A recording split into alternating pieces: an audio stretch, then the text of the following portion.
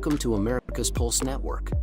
This is APN's very own White House correspondent, Alexandra Levine.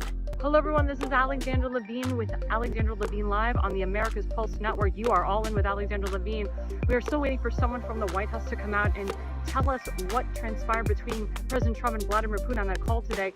We are here live at the White House. We're waiting for White House Press Secretary Caroline Leavitt to come out and tell us about the updates of today, the call between President Trump and Vladimir Putin, what transpired in that call. Subscribe and follow America's Pulse Network on the above social medias.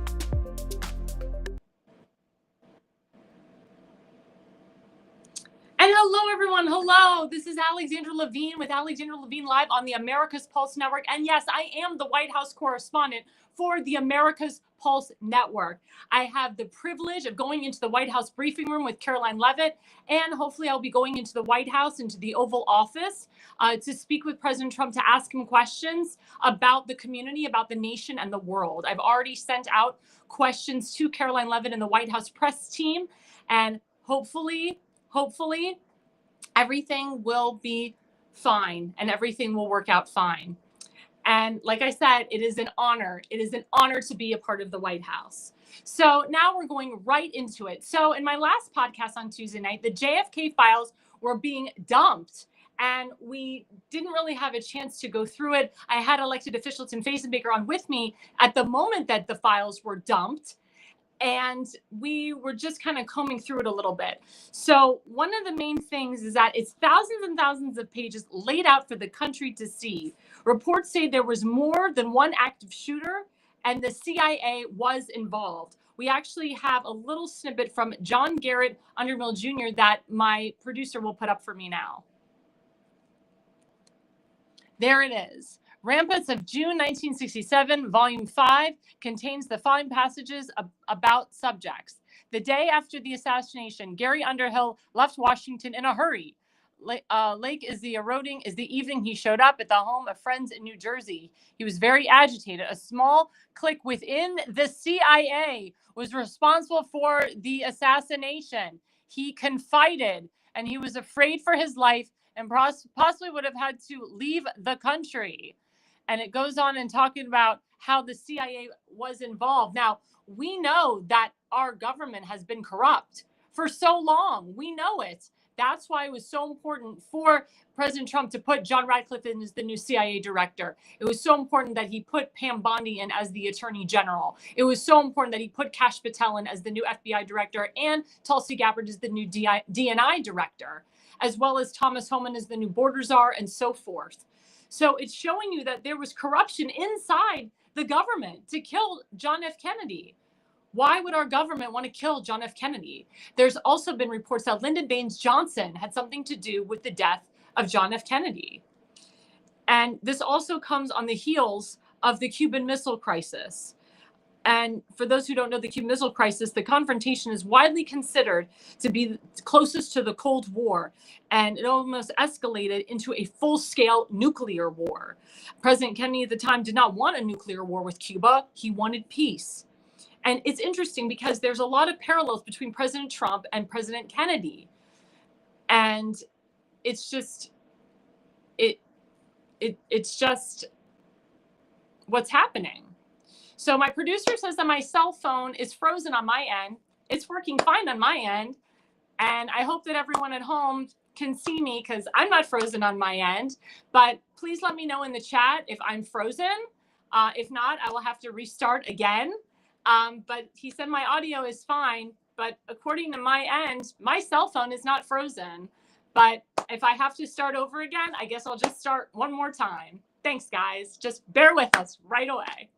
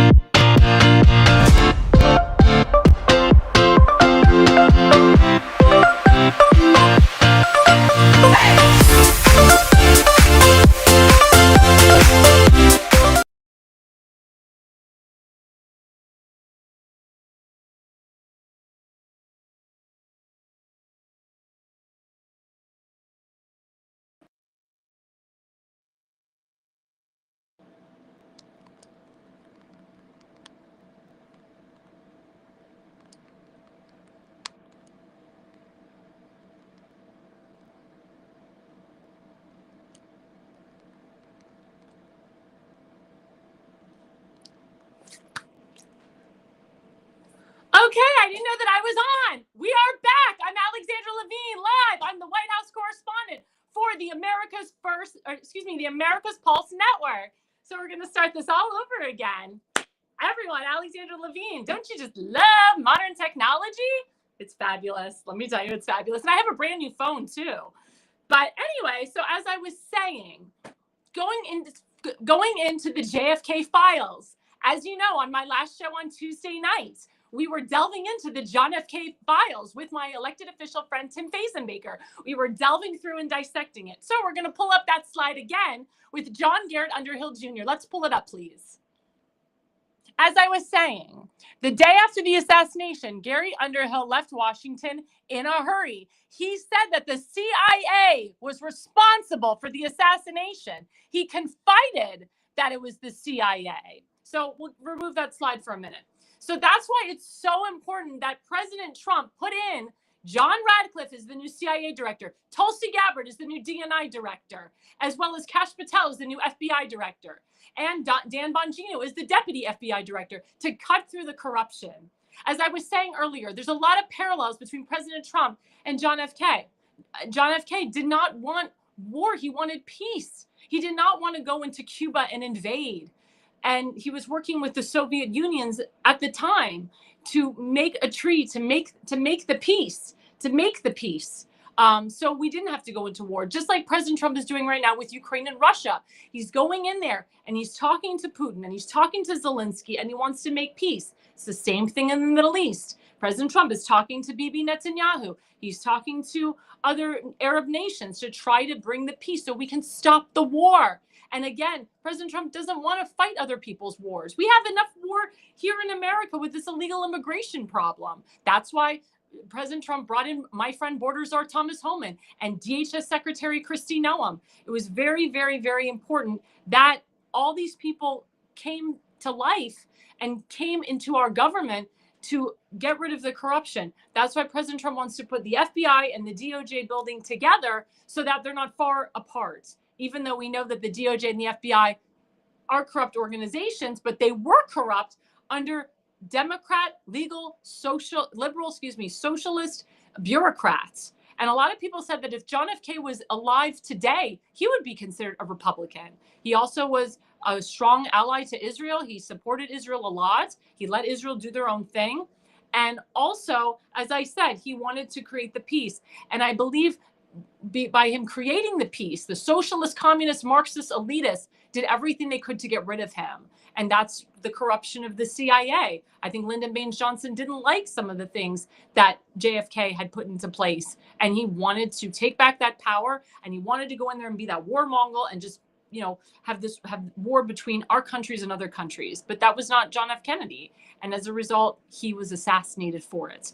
And it's very interesting because his nephew, RFK Jr., is there right now, and he's reading the files of his uncle. He's reading the death files of his own father. His father was assassinated as well. There's more to that. And then President Trump is going to release his own file about what happened to him in Butler, Pennsylvania, because we don't really know about the psycho that tried to kill President Trump and killed a firefighter and injured two other people, two men.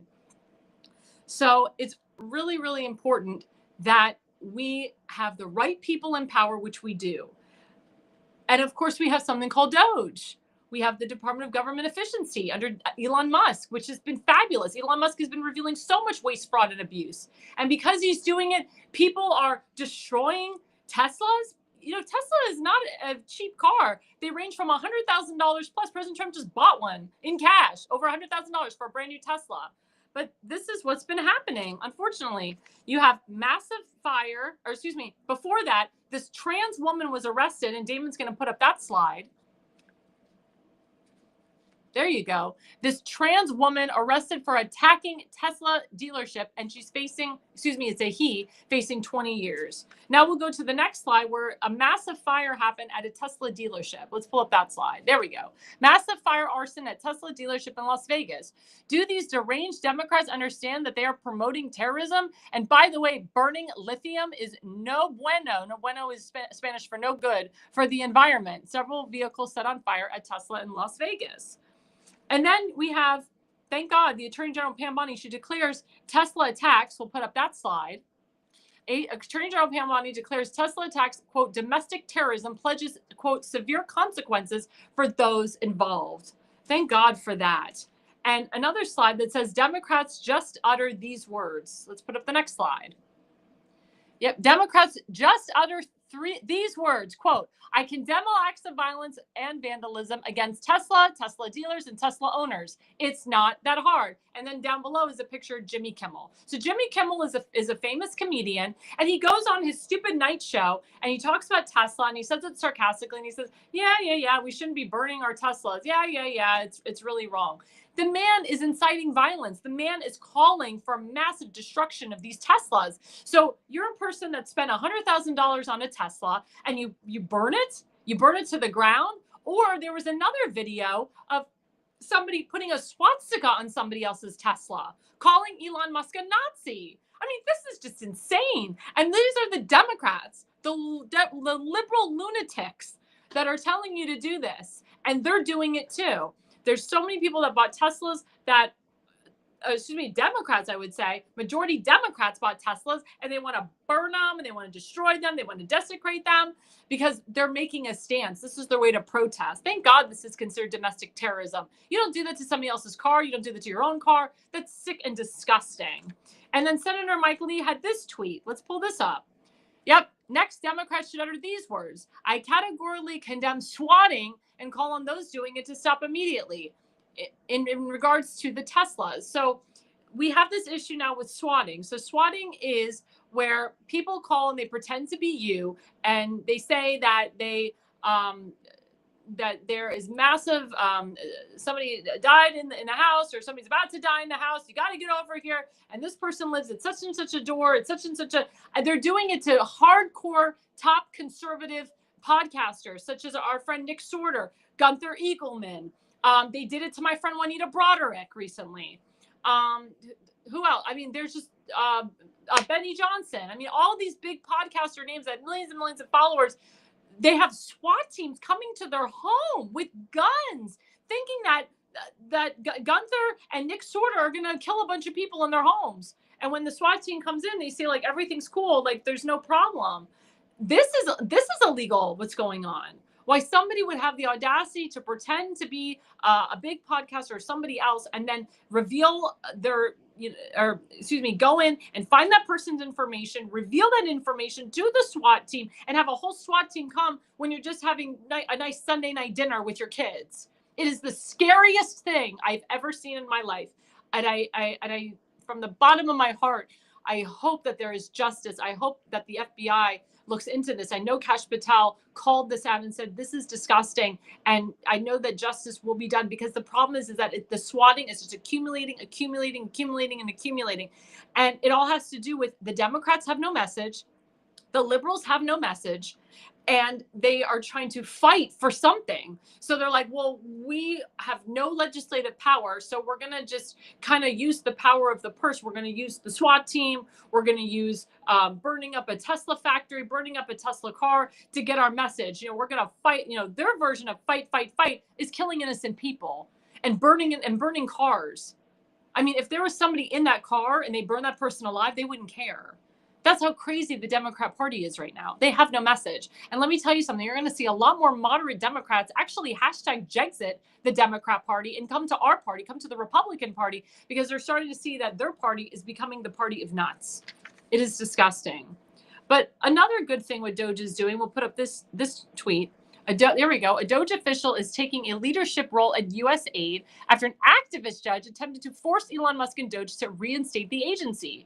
Elon and Trump are playing chess while these activist judges are playing checkers. So I believe that all of these activist judges that are going against the law, their law licenses should be revoked. They should not be able to practice law because they're breaking the law themselves, just like Judge Merchan and others and all these other judges and all these lawyers that are not following the Constitution. And again, the president has the power of the purse here. The president can decide what money goes to U.S. aid and what money doesn't. I mean, Elon Musk is the one that discovered it all. He was extremely transparent to we the people. This is what we voted for. So, of course, these activist judges, they get bought and paid for by George Soros and Obama, communist, Marxist, socialist elitists. They get paid by them to not follow the law and to act like asses. And guess what? The American people, President Trump, Elon Musk, they've hashtag had enough.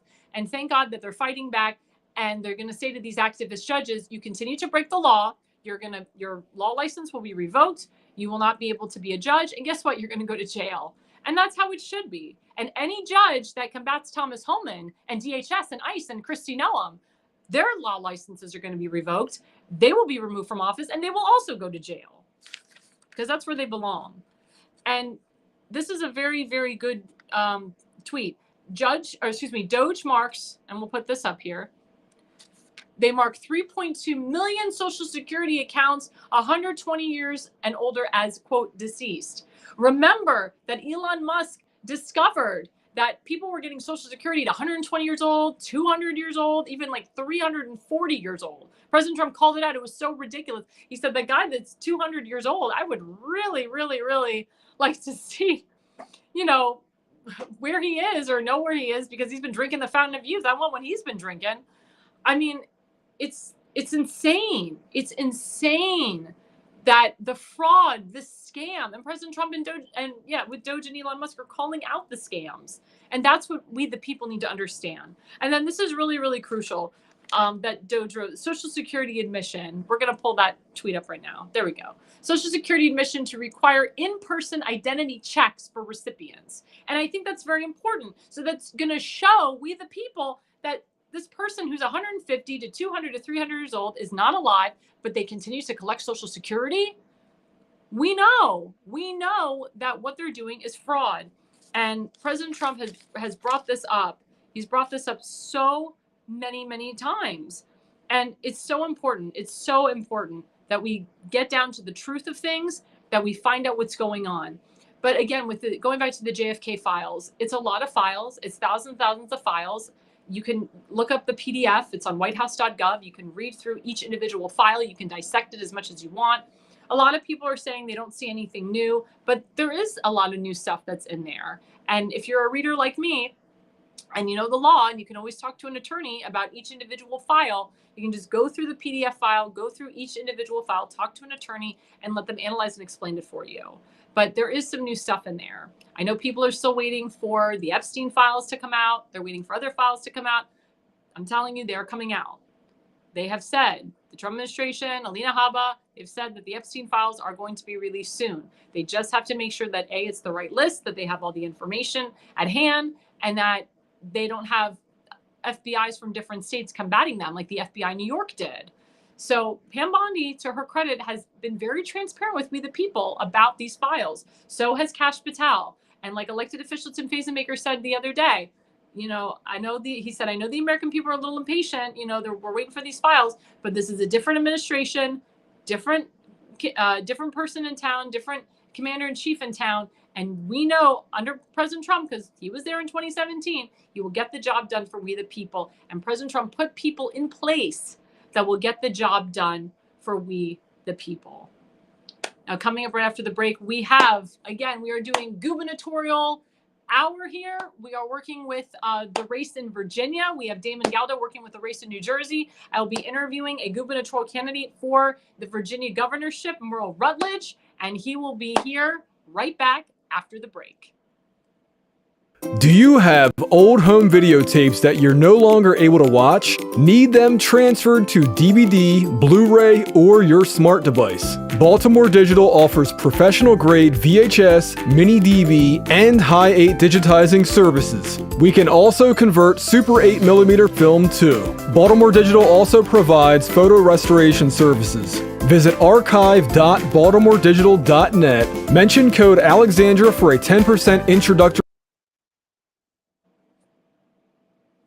And hello, everyone. Hello. I'm waiting for my producer to tell me if Mr. Rutledge is in the green room and if he's ready to go. As I said, we are having what we call gubernatorial hour. I'm going to be interviewing every single person running for governor and lieutenant governor. And I know there's nobody running against the attorney general, but I am going to have the attorney general of Virginia on, and we will be interviewing all of the candidates.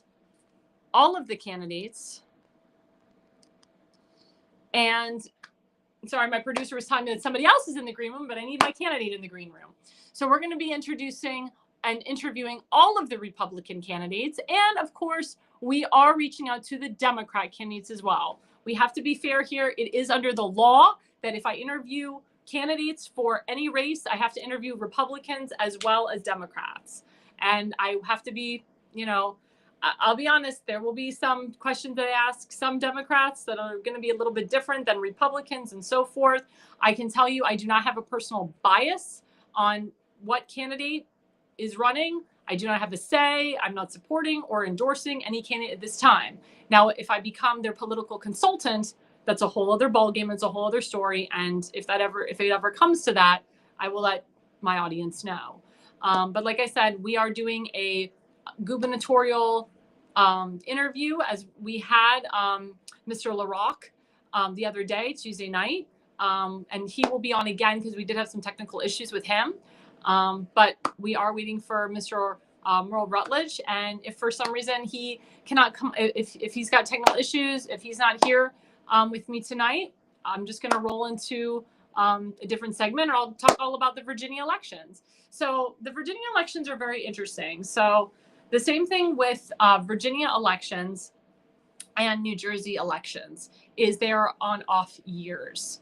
And this is an off year. So in Virginia, there are some states that the governor can run consecutively, and then there are some states like the state of Virginia where the governor cannot run consecutively. So, for example, Governor Youngkin, he's in his 4 years, and now he has to step aside because he cannot run consecutively.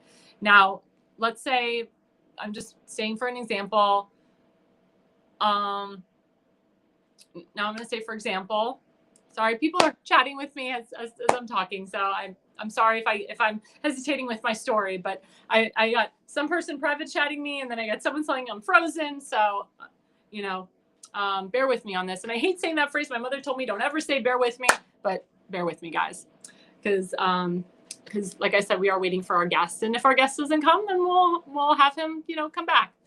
We'll just reschedule. But anyway, going back to the Virginia elections, because Dave LaRock said that I explained it perfectly on Tuesday night. So with the elections in Virginia, so Mr. Youngkin will be done in 4 years. So what's her name? Winsome Sears will be done as lieutenant governor. She can't run consecutively as lieutenant governor either. So as Mr. Youngkin exits after his 4 years, he cannot run again. So that's why we have new people running. And his lieutenant governor, Winsome Sears, has decided to run. Glenn Youngkin has already endorsed her. I will be honest, she's the picked favorite because she is the lieutenant governor. But she's, there a lot there. I talk to her constituents. As you know, I travel everywhere. I talk to every single person's constituent. I have done a lot of work in Virginia. I sell insurance. I sell health and life insurance in Virginia and annuities. So I talk to my clients about politics, certain clients, if they want to go there. And like I said, I have traveled all over the country. I even did some work for Glenn Youngkin when he ran for governor. I have friends that worked in law enforcement for Glenn Youngkin. So I talk to Mr. Youngkin's constituents, and some people like Winsome and some people don't. Some people want somebody like Glenn. Some people want somebody else. Some people say that Mrs. Sears is not as America First as they would like. Some people say she's just fine. Some people say that, she might have said some bad stuff about Trump a couple years ago, but, she knows where, she knows she's got to work with the America First agenda and President Trump's agenda. And President Trump wants an America First governor. He wants all the governors to be America First and to continue his agenda and push this agenda forward. So she might have changed her tune. She might have said, if I become governor, I'm gonna work with President Trump.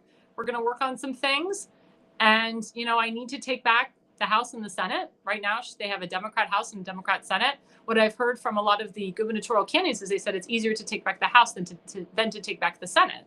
So I think the focus is to take back the House. I think that's what the focus is going to be in 2026. So at least if they get one Republican chamber back, that will be very good. But, we'll see. We'll see what happens. And again, Dave LaRock and Amanda Chase, they're technically not on the ballots they need 10,000 signatures to get on the ballot by April 3rd. So those two, Amanda Chase and Dave LaRocque, are working really hard to get those 10,000 signatures so they can be on the ballot. And sometimes that can be very difficult. I know a guy who tried to get on the ballot as governor of Maryland, and it was very tough for him, and he didn't get all the signatures, and he had to go in as a write-in candidate. And that doesn't happen until the general, not during the primary. They don't have write-ins during the primary. They have them during the general. So it's up to you, Virginians. It's up to you if you want Winsome Sears, who's supposed to be a Youngkin light, or if you want somebody different. If you don't think that Winsome Sears is America first enough, if you don't think that she's going to fall in line with President Trump and his agenda, then they'll look at the other candidates. President Trump did make a comment that the gubernatorial race, the candidacy, it's getting crowded, but he has not pushed his support to anyone at this time. So a lot of people are wondering who he's going to throw his support towards. Is he going to throw it towards Winsome Sears? Is he going to throw it towards somebody else? And then let's say whoever wins that primary, is he going to endorse that person who won the primary, depending on who it is? So we're just going to have to look and see. We're going to have to look and see. And we have some, a plethora of lieutenant governor candidates as well. We're going to have one of them on next Tuesday, Mr. John Curran. And each day from now until April, and even beyond that, I will have gubernatorial candidates on. I would like to host a gubernatorial debate. Again, if I am a political consultant for any of those candidates after the primary, I have to take myself out of the debate process, and I won't be able to interview that candidate or the Democrat candidate because I'm their political consultant. I can't do that. But again, we'll cross that bridge when we get there. But it'll be really interesting. I know that Damon Galdo is working on a gubernatorial debate for the people in New Jersey. Now in New Jersey, it's a little bit different. So they are allowed two consecutive terms. Patrick Murphy, he won re-election, and now he's going to be out of a term. So the hope is that we get Republican leadership in there. I do believe that Patrick Murphy did not win re-election because I saw the election real time. Bergen County, which is a liberal county, was going Republican for the Republican candidate. My father and I saw it in the middle of the night, and then all of a sudden it flipped back to Patrick Murphy in Bergen County at the last minute, at the last second, because of these mail-in ballots. One thing about Virginia is they have 45 days of early voting, which is crazy. They do have mail-in ballots, which is also crazy. They have an open primary, which is even more crazy. And that's something, I talked about with Dave LaRocque is, do we want to close these primaries? Do you believe in, what President Trump says? We should get rid of early voting, get rid of the mail-in ballots, just have election day on one day and go back to paper ballots. And a lot of people want that. And I know that President Trump is trying to push that on the federal level. It's the states, though, that must follow. And I believe in getting rid of all the machines. There's a lot of fraud in the machines. We all know this. I have begged my governor, Ron DeSantis, to get rid of all the machines. Now, he doesn't have all the machines in the entire state of Florida, but in my county, Sarasota County, they still have the ES&S machines, which causes a lot of fraud. We saw that a lot in the primaries and in the general election. So I pray to God that my governor will get rid of the machines. I know for a fact that the state of Texas does not have any machines. The Governor Abbott has said over the years, we don't want the machines, and other governors before him. So there are some states that do not have the machines, and they're better for it. Arizona, as we know, still has election integrity problems, massive election integrity problems. Nevada is getting better, but they still have a bunch of election integrity problems. My brother-in-law was an attorney for the general election with the Republican National Law Association. He was there in Michigan and Wisconsin looking at both of those elections in real time. And he said that, Michigan has gotten better with the election integrity, but Wisconsin has not. And he saw a lot of fraud, and he predicted that those two Senate seats that should have flipped, he said they're not going to flip. He's like, there's so much fraud here, so much fraud. And again, there's been so many great election integrity experts that have literally written the book on election integrity. And I would listen to those, what we call those wise men, those wise people that literally have dedicated themselves to election integrity, that their work is archived in a bunch of state GOPs all over the nation, that their work has gone to President Trump and Vice President Mike Pence and former Congressman of Kansas, Chris Kobach, and many other people, and have gone to James O'Keefe and Judicial Watch and Mike Lindell, and that person's research should be pushed out there. It's Maryland 20-20 Watch, Maryland 20-20W Watch. Please go to that website, Maryland 20-20wwatch.com, and you can read everything about election integrity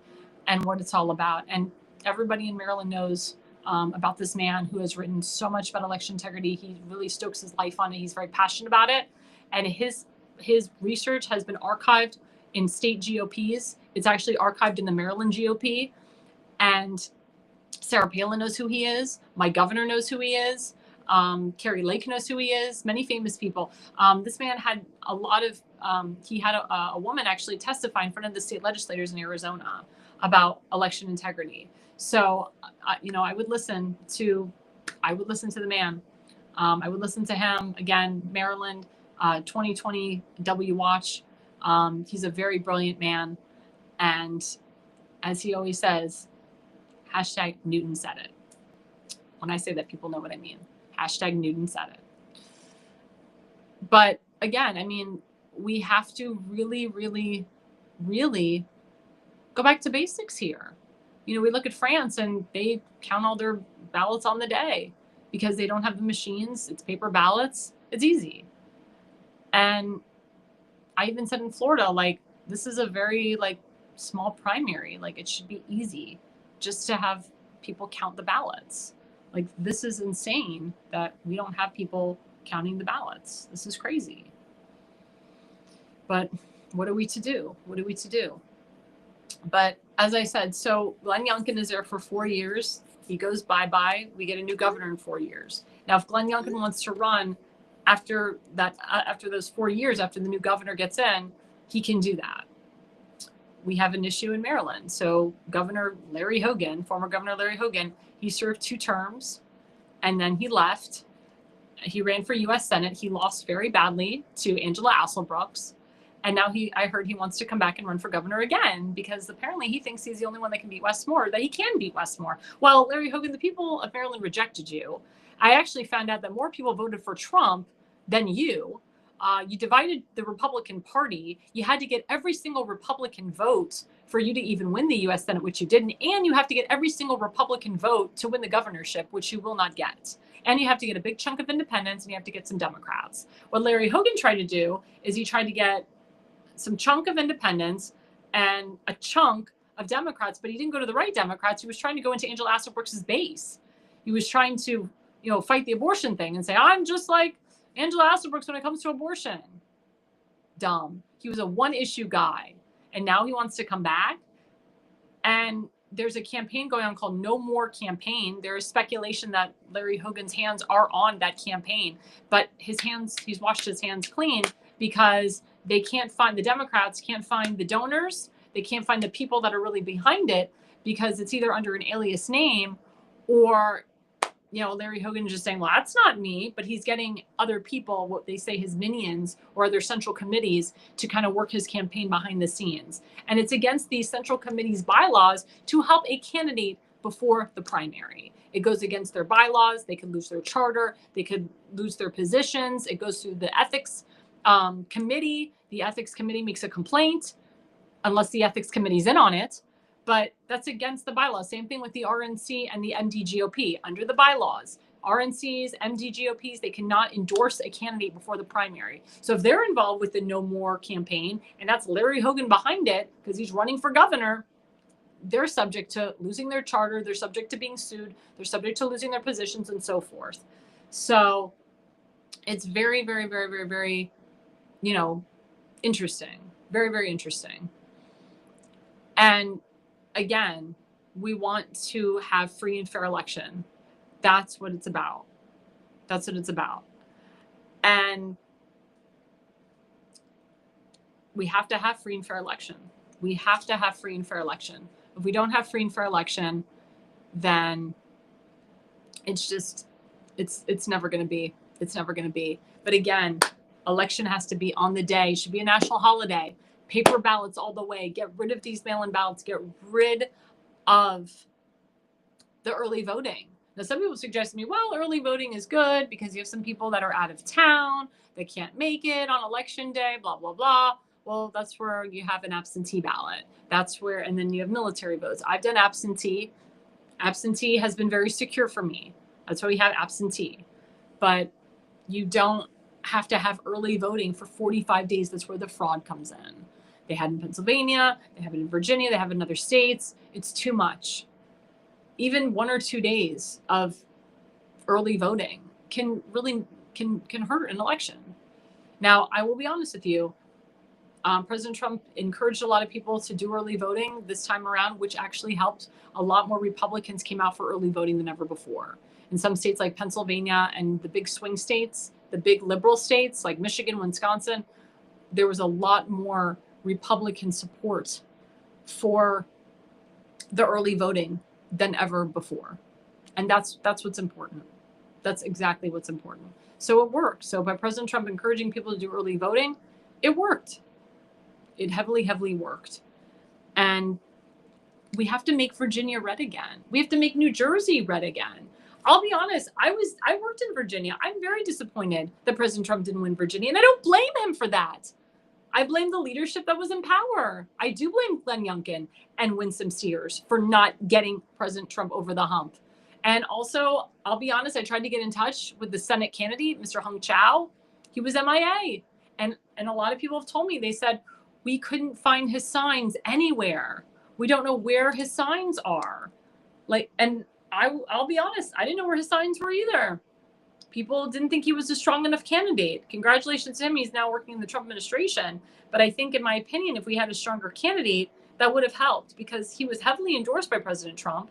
Tim Kaine has a lot of money. He has a name. People know him in Virginia. Crazy leftist, though, who's the running mate with Hillary Clinton when she ran for president. So it's like he got defeated as a VP candidate, but he wins again as U.S. Senator. And he's liberal as hell, socialist as hell.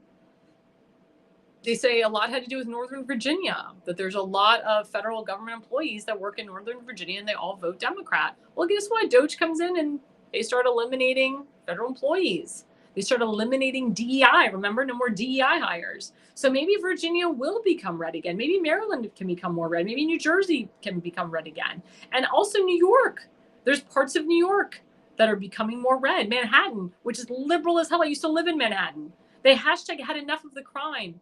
The Jews that live in Manhattan were sick and tired of the anti-Semitism that was rising in their city. And there was a lot more Jewish people that voted Republican in the general or hashtag left the party because of the anti-Semitism. And there's a lot of illegals that live in New York. And Mayor Eric Adams, he came out and said, I'm tired of these illegals. We got to get them out. And what did the government of New York try to do? They tried to sue him. They tried to they indicted him. They tried to put him in jail.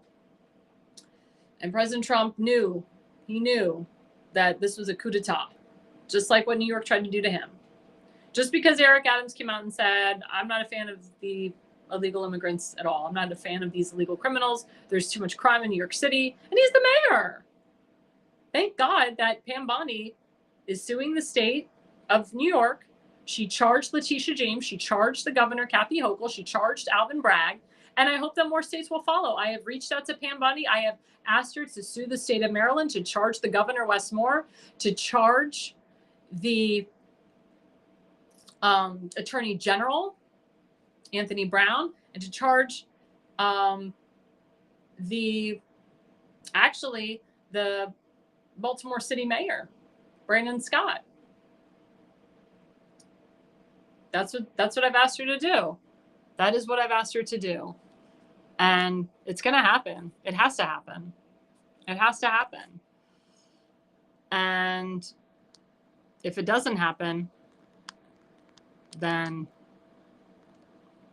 it's just going to be a real problem. A real problem. A real problem. Because we cannot have people continuing to break the law. Because if they do, it's a problem. It's a huge problem. It's a huge problem. We're not going to have it. We're not going to have it. But as I said, you're going to see a lot more moderate Democrats hashtag leaving the party. They're going to leave the party and they're going to become Republicans. As my elected official friend Tim Facemaker says, you have to make it your Republican Party. What does that mean? Does he want them to take over our party? To change our party? No. What he wants to do is talk to the Black community, the Jewish community, Hispanic community, talk to people that never vote Republican and say, why don't you like us? Why don't you vote with us? What don't you like about us? And then they say, and then he's like, well, that's not really a reason not to vote with us. It's not really a reason not to join us. Maybe we can come to a consensus here. Because that's what Trump did. Trump went to the Teamsters, he went to the unions, he went to the Black community, the Jewish community. He couldn't understand why they didn't support him. He's like, this is what I want to do for you. How can you not support me? And that's what Tim would say. Are you happy? If you're not happy with what the Republican Party is doing to your district, to your state, to your county, what can we do to make it better for you? Let's come sit at the table. Let's compromise and make it your Republican Party. Take the idea that you have and encrux it or engulf that idea into our party so that it will work better for you. When the rise of anti-Semitism was happening all over this country, it's a bipartisan issue. The Democrat constituents saw that the Republicans were getting involved, that they were tired of seeing kids getting pummeled on school campuses for no reason. And Democrat constituents saw that. The Democrat students were very scared. The Jewish Democrat students and the Christian Democrat students were very scared to go to school for fear they were going to be attacked by this terrorist. And then the Democrat constituents would reach out to the Republican Jews and say, why is this happening to us? What can we do? What can we do to stop this? Why isn't people from our party? Why aren't the Jews from our party like Chuck Schumer and Bernie Sanders and Debbie Wasserman Schultz? Why aren't they helping us? Why isn't Jerry Nadler helping us? Why isn't Sidney Blumenthal helping us? Bob Sherman, Janet Spire. These are all Jewish senators. Congressman Adam Schiff, now he's the senator. Why aren't they helping us? And the Jewish Republicans said, because they don't care. Because they're bought and paid for by socialist communist Marxists. But we care. I reached out to Democrat Jewish students who were getting attacked. And I didn't discuss party affiliation with them. I asked them how they were doing, if they were okay. And they said, oh my God, my own dean, my own president wouldn't even call me, my own classmate, but you, a perfect stranger, did. And I thank you for that. And then we started talking about political parties. Then when they found out I was a Republican, then they switched. Dev Heiken, who's a good friend of mine, he was a New York Assemblyman, Democrat for many years, but he supported Donald Trump, voted for Donald Trump. My Brexit organization kept saying to him, Dov, when are you gonna change parties? Stop voting Democrat all the time. He's like, well, I'm a councilman, I'm an assemblyman. I got to be a Democrat or I won't get voted. I won't get voted back. But Dev Heiken saw that his party, under Jerry Nadler, under Chuck Schumer, were ruining the party. And he didn't want to be associated with anti-Semites in the party either. So he hashtag left the party and became a Republican. Alan Dershowitz, lifelong Democrat. Alan Dershowitz became an independent. RFK Jr., Kennedy, lifelong Democrat, became an independent. Tulsi Gabbard, Democrat. Switched to independent. Now she's a full-fledged Republican. Elon Musk was a Democrat. Now he's a Republican. A lot of hardcore Democrats have switched. My friend Brandon Strzok, who started the hashtag walkaway movement, he was a hardcore liberal Democrat from New York for many years. And he saw the evilness and the wickedness of the media and how they twist everything and turn everything and they connive. And he literally left the party and became a Republican. These are real stories of people that were hardcore libs and saw the corruption around them and left the party. And I believe now, more so than ever, that this is the time that we can get more people to leave the Democrat Party and come to the Republican Party.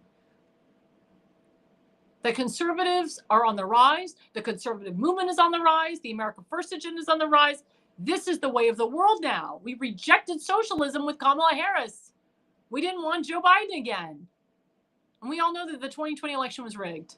Completely and totally rigged. And President Trump will continue saying it because we all know it was the truth. Completely rigged. But it's very important to understand that making it your Republican Party is reaching across the aisle. That's why it's so brilliant that Tim came up with this, is reaching across the aisle to the opposition, asking them, why hasn't our party done it for you then? What can it do for you now? And listening to their ideas and letting them have their ideas and put their ideas into our party and compromise with them.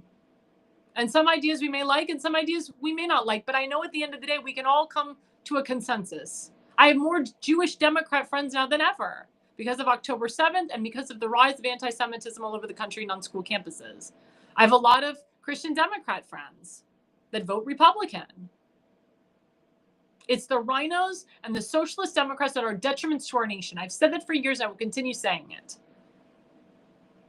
Larry Hogan is a detriment to our nation. Dirk Hare is a detriment to our nation. These are rhino Republicans that don't give a darn about anybody but themselves. Bernie Sanders, Chuck Schumer, Jerry Nadler, they don't give a crap about anybody but themselves. Adam Schiff, the same. These are Democrat socialists. The squad could care less about America and Americans.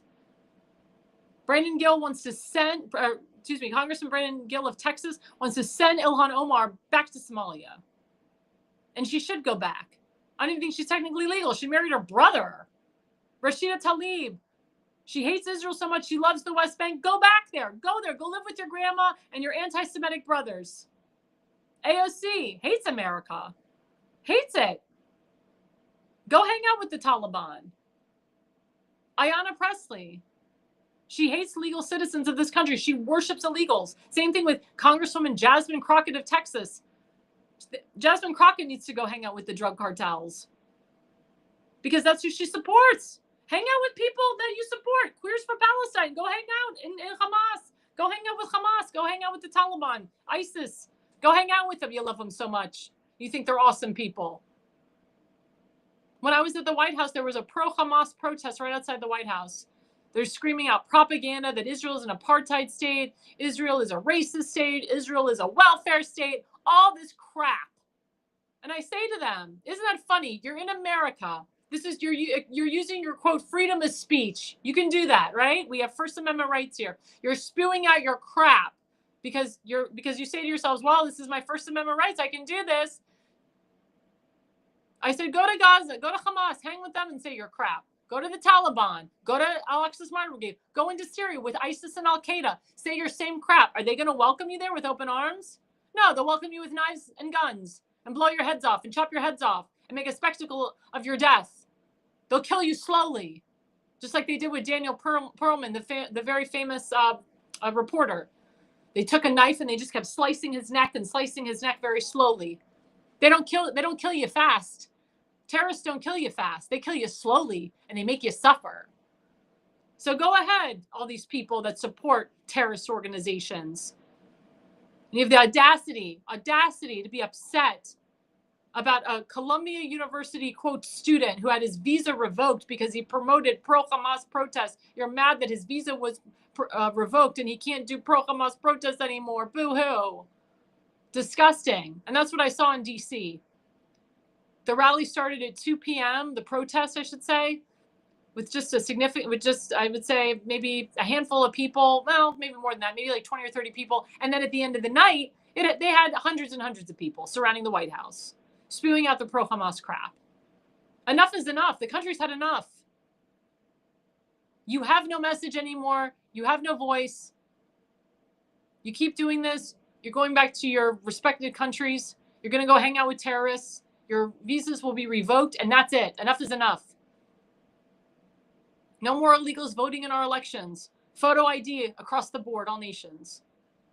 That's what should happen, because the states that didn't require photo ID, guess what? They went for Kamala Harris. Maryland was one of them. So that's why it's so important, guys, that we fix the election integrity system. It's so important that we have free and fair elections. And it's so important that we listen to President Trump and adhere to his executive orders and what he's doing, because he is the commander-in-chief and he is the head of the Republican Party. And like I said, I'm so sorry that we weren't able to have the gubernatorial candidate, Merle Rutledge, on our show tonight. We will call him to reschedule. But we have other special guests coming up, because we will forge ahead, forge on. We have two wonderful young men, Noah Coffey and Ollie Rutledge. Noah Coffin is the president of the Turning Point USA chapter at Western Albemarle High School, and Ollie Rutledge is his vice president. And they will be coming live with us right after the break. America's Pulse Network. The mainstream media is bought and paid for. The truth is twisted to fit their agenda. But America is waking up, because podcasts are the future for trusted media. Welcome to the America's Pulse Network. It is a network built by patriots that upholds the Constitution. The America's Pulse Network stands for God, truth, and the America First movement. There is no corporate propaganda, no government spin, just real news, real talk, and real voices fighting for faith, freedom, and the future of this great nation with common sense. Here are some of America's Pulse Network podcasts. Alexandra Levine Live, hosted by Alexandra Levine. Jersey Shore Podcast, hosted by Damon Galdo. The Conservative Corner, hosted by Seth Eisenberg. APN's The Pulse, hosted by Alexandra, Damon, Elena, and Seth. So tune into America's Pulse Network on the following social media platforms: X/Twitter, Rumble, Truth Social, Facebook, and YouTube. Join the revolution, because the pulse of America beats for God and country. America's Pulse Network is for faith, family, freedom, and truth.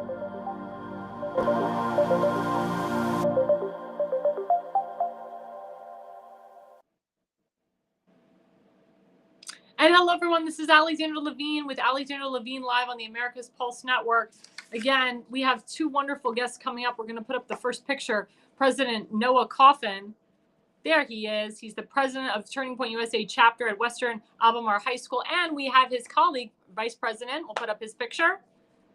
There we go. Vice President Ollie Rutledge, also of the Turning Point USA chapter at Western Albemarle High School. Let's bring both those boys in live. Hey, Miss Levine. Oh, I'm so sorry. I was told your last name was Rutledge, not Woodrow. So I am so sorry. Oh, no, it's all good.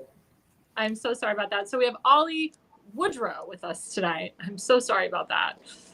So anyway, thanks, guys, for sticking with us.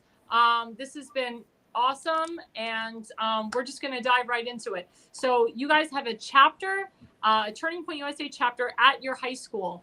Noah, as the president, tell me how that came to be. Yes, so during the height of the recent election, Charlie was obviously trending on social media. Noah, we just need you to turn up your volume just a little bit.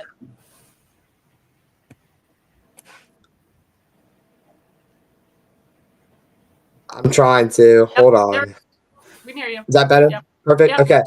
Yes, During better. the height of the recent election, Charlie was he was trending on social media, all sorts of talk about him. And that's where I first discovered him too, and where I first started closely tracking the election and starting to dive into politics.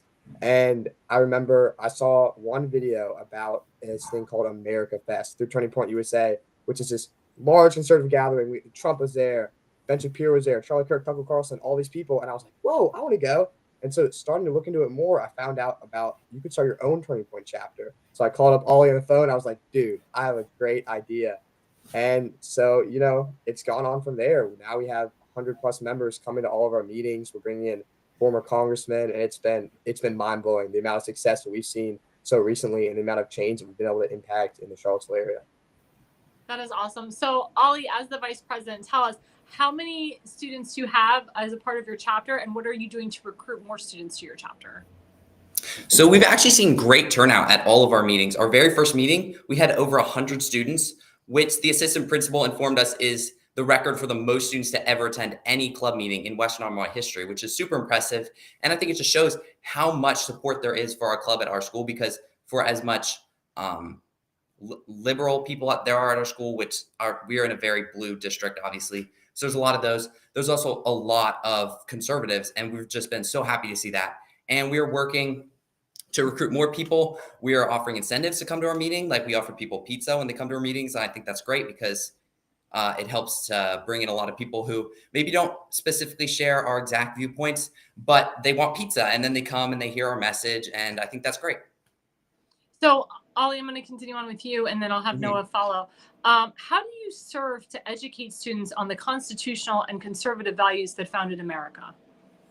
Well, obviously, Turning Point USA, our core values are limited government, freedom of speech, and free market capitalism. And we have been going through slideshows and hosting speakers to talk about that. Our very first meeting, we talked about free market capitalism. We talked about how the free market actually is beneficial to the economy, because a lot of people want the government to step in and do more. But we went through how the founding fathers actually had a plan for our economy and for our nation that was beneficial, and they outlined that in the Constitution. And today we had a meeting about limited government and what the founders thought about limited government. And we had some quotes from the founders in that presentation. And we had Bob Gooden, who's a former Virginia congressman, and he talked about his experience with the Congress and how he has tried to fight for these constitutional values. So, Noah, when you recruit the young students into your chapter, is there a vetting process that you go through in order to decide who should be a part of your chapter or not? Oh, your volume is low, Noah. I don't know if you muted yourself. Is this any better? Yeah, it's better. Yeah. Okay, perfect. I'm not sure what's going on right now. Yeah. But according to our school policy, but also to our own personal goals for our chapter, everybody is welcome, whether you're Republican, Democrat, whatever party you identify with. Also, for Turning Point's guidelines, we're nonpartisan. We're not a Republican club. We're not a Democratic club. We're simply a club that seeks to identify and educate students on these conservative values. And so when we have a student who comes in and they say, hey, I'm going to be part of your chapter, whether, they're obviously a known Republican or a known Democrat, we say, hey, we would love to have you come. Because even if they are, a liberal who's coming to our club, a lot of skepticism, they're like, I don't know about this. I don't know if I like this on our school, which we've discovered from a lot of pushback. We love that they're here in our meetings, because they keep coming over and over and over again, and they hear this message, and we can really drill this into them. Eventually, something's going to stick. And those are the best moments for us, when we have people come up to us who we know might not be in agreement with us and say, hey, I really like that. That was cool. That was smart. I agree with you. And that's the whole reason we're here. We're here to identify and educate these students on these constitutional values. So let me ask you, Noah, so anytime you have a scheduled Turning Point USA event or a meeting, or a big name comes in, let's say Ben Shapiro, for example, do you have protesters that are protesting your high school against a big speaker coming in or against your chapter? Have you experienced anything that we've seen on other high school or college campuses with your chapter? So thankfully, in person, there have not been too many acts of protest. I'd say the only one we had in person was when we first started. We did a tabling event in our cafeteria where we had donuts and we had all sorts of buttons and stickers and pins promoting our event. We had groups of students who were kind of standing outside, blocking people from coming in, which thankfully admin, who's been so helpful in this process, was able to divert them and send them away. But most of the hate and the protest has, not surprisingly, taken place online, where they're hiding behind a screen, to the point where we're getting, body shaming in the comments, people saying plenty of inappropriate things on our Instagram. So we have to turn off comments to prohibit that. And it's not surprising, right? It's such a theme of the left that the hate and the bullying comes from hiding behind a screen, hiding behind a mask. But I am very thankful that in person, everything has gone very smoothly so far. So, as you guys know, Turning Point USA is about freedom of speech. It's about First Amendment rights, and et cetera. But sometimes you may experience some hate speech, especially on your high school, and we've seen this in the college campuses. So my question to you, Ollie, is what are you doing to combat hate speech on campus? So if you mean hate speech in like the way of hate speech against us, definitely we had a lot of hate speech toward us in the Instagram comments, which we're all for freedom of speech, but it certainly, those comments got to a point where it was directly body shaming people, and we realized like nothing beneficial was coming out of that. It was not going to be a healthy debate where people are using their freedom of speech to have a discussion and share their ideas. It was more of just like putting people down, trying to shut us down, trying to scare us out of doing what we're doing. So we realized we did need to turn off the comments, and we did there. But we are all for freedom of speech as long as people are using that in a productive way to actually have a healthy discussion, a healthy debate. And I was going to say to you, Noah, as you know, I was talking earlier in the last segment about the rise of anti-Semitism. We've seen that more on colleges and universities. Have you seen any of that creep into your high school? Oh, you're muted again. There we go. Is this any better? Just wherever you are, Okay. just don't press the buttons. Yes, of course. Hands off. We are very lucky at our high school that we personally, I know me and Ollie and many other students haven't experienced anti-Semitism, which, especially on college campuses and many other, even in our area, is an issue that's being discussed. And so at Western Elmore High School, we are very privileged to have a group of pretty responsible students who really do love and respect each other. And so we haven't run into it. Oh, Noah, you're cutting out just a little bit. Can you just reiterate, what you just said? Yes, ma'am. At our high school, thankfully, we have a group of very young and respecting students who truly.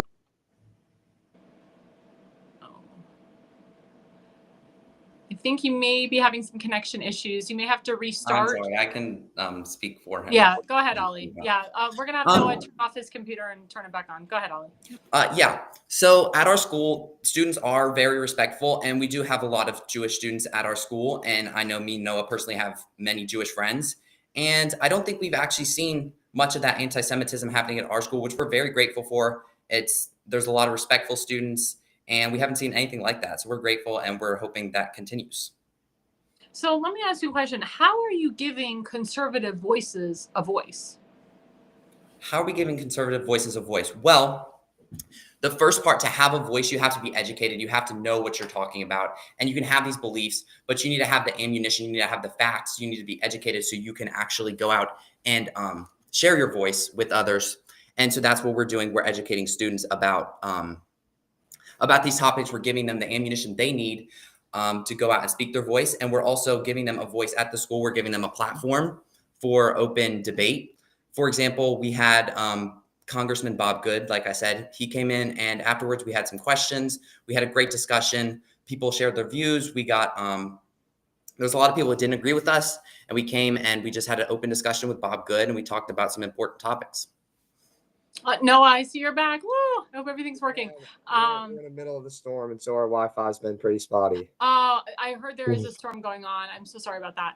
And I think there's one going on in New Jersey as well. But Noah, when it comes to the topics of what you guys are going to talk about, or what you guys talk about, I should say, in your chapter meetings, do you have the students that are part of your chapter, do they write down a list of topics that they want to discuss for the meetings that you guys have? And my follow-up question to you, Noah, is do you guys have weekly meetings? Do you have monthly meetings? Tell us the structure. So right now, as we're starting to close our series on our core values that our club stands for, we're getting ready to put out a survey in our weekly announcements. It's going out to all the students saying, hey, what topics do you want to see discussed, right?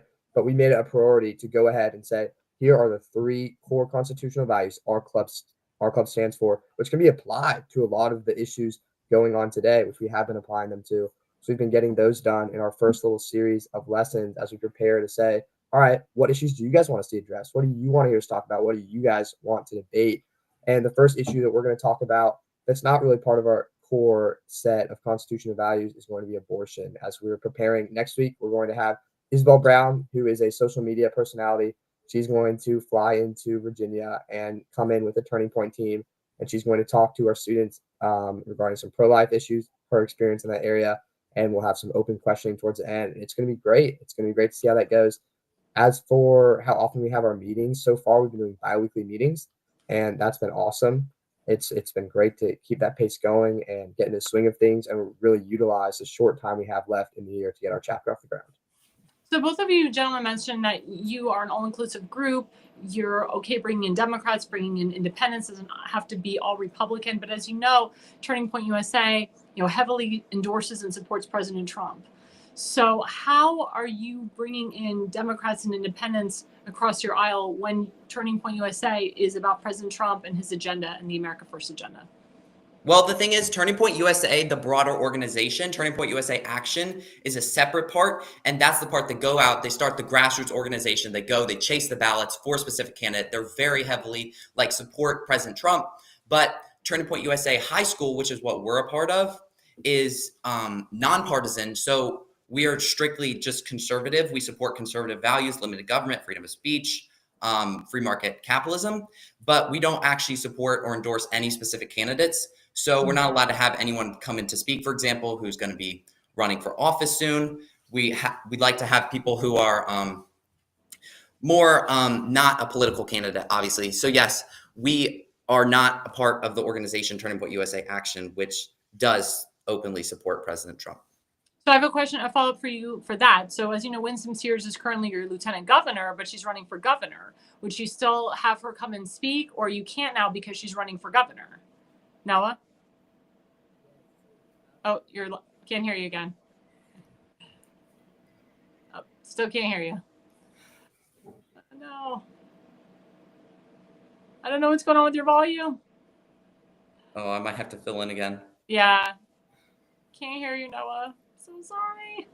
Yes, but anyway, I think we're trying to have people who are not going to run for candidate again. For example, we could have Glenn Youngkin come in again because he has served his term and he could not run again next time.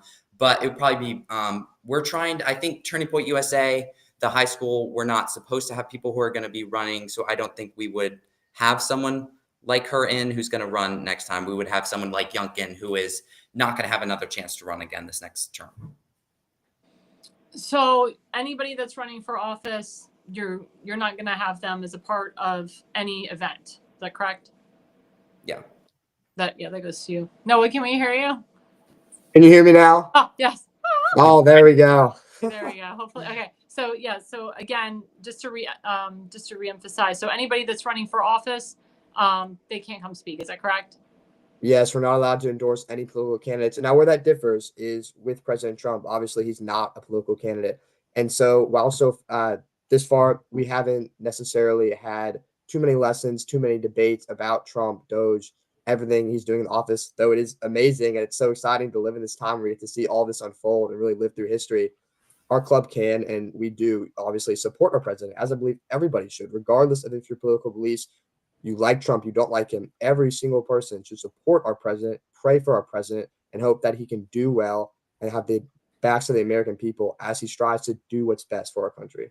But would you bring Kamala Harris in to speak for your organization? Probably not, because obviously our values are conservative. And so Kamala Harris does not quite embody the conservative values that our club seeks to portray to students. Right, exactly. But again, because you said that you support Democrats and independents coming into your side, and then you bring President Trump in as the speaker, how are you going to bring those Democrats and independents to come listen to President Trump speak? Right. And so while our club definitely would not get President Trump to visit Western Albemarle High School anytime soon, unfortunately, in that hypothetical, you never know. You never know. In that hypothetical scenario, I think the name President Trump would draw plenty of Democrats and Republicans alike to come in. I know if Joe Biden or Kamala Harris was invited by a Young Democrats club at our school, I certainly would still capitalize on the opportunity to go listen to them speak, because it is valuable to hear from the other side. Now, my questions to both gentlemen, actually, I'll go to Ollie now. Have you been working with other high schools to form Turning Point USA chapters as well as yours? Yes, actually. I think some students at Albemarle High School, I think, they saw our chapter, they saw how good we were doing, and they got super excited that they wanted to start a chapter of their own. So I'm really excited about that, because it shows we're making a difference. We are making waves in our community, and people from other schools are seeing this. They're seeing our Instagram, they're seeing how many people are coming to our meetings, and they're like, we want some of this at our school. So I think that's great that we've had students from other schools reaching out to us, how do we get started? How do we found a chapter at our own school? Now, at your high school, Ollie, do you have a big trans community in your high school?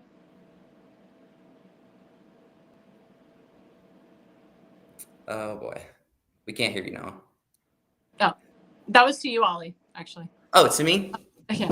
Yes, I mean, not particularly. Like, there's a couple students for sure who would identify as trans, and there's there's a percentage of gay students for sure. There's a lot of support for gay students. There's a lot of big gay flags in classrooms, which we're not like.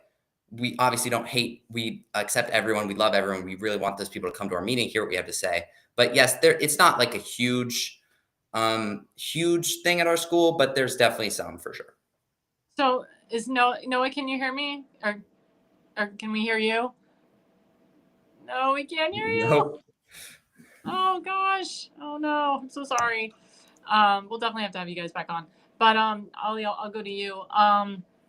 So you just said that you have gay flags, you have gay pride flags, you have trans people at your high school. How do you deal with that woke culture in your high school when you guys are so conservative and you follow those conservative values?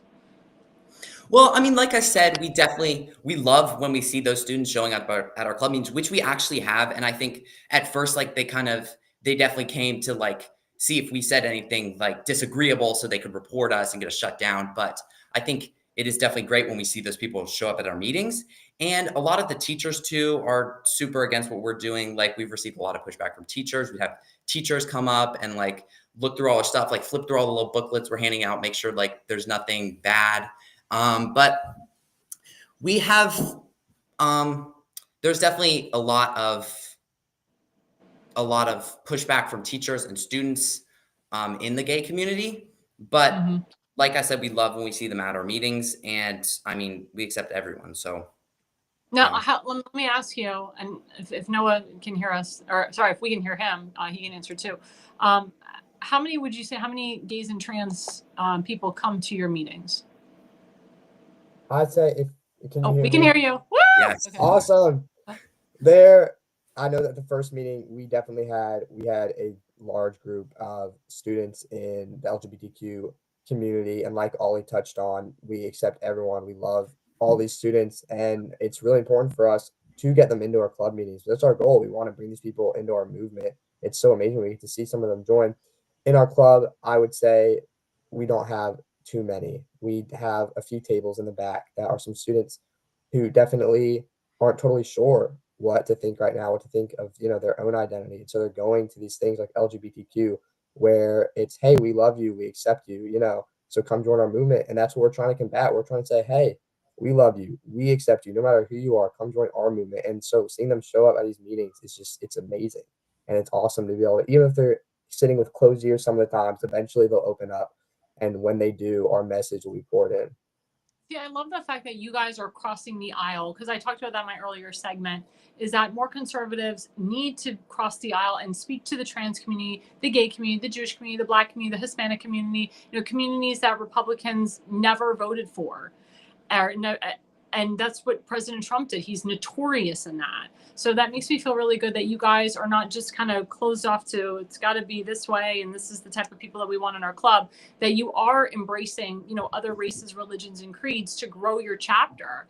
And again, that's how, especially living in purple states, purple districts, Democrat states, that's how you grow the party. And that's how you eventually turn that purple district or that purple state red, because you're crossing that aisle. That's how President Trump was able to win this last election. He crossed the aisle to people that never in their life would ever vote for Republican, and they did. And I think that's so admirable. My question to Oliver is, do your teachers know that you are part of this chapter, and how has that affected your schoolwork? How has that affected your relationship with them? Well, like I said, there's a lot of educators who are very liberal. Like the education is notoriously blue, but there has been a lot of teachers who are very against us. And even like applying to honor societies, me and Noah are personally a little worried that like some of these teachers are going to see we're part of Turning Point USA, who don't agree with us, and they're just gonna not accept us. But like grade wise, I don't think it's really affected us in that way, but we are definitely worried when we're applying to like an honor society that's reviewed by a board of teachers. Just hopefully those teachers are impartial and they don't see Turning Point USA next to our names and they're like, oh, we're not gonna let them in. Well, if well, I'm going to follow up with you on that. What if, God forbid, you try to go into an honor society and you know that the board is biased and they vote against you? What would you do in that? I know this is a hypothetical, but what would you do in that situation to combat that? Well, I know our principal, Jennifer Sublette, is she's definitely on our side, at least as far as like supporting what we do, making sure we are treated fairly. And she is I think she reviews that board, and she is presiding over that. So hopefully, if anything like that did happen, she would hopefully be able to step in and stop that.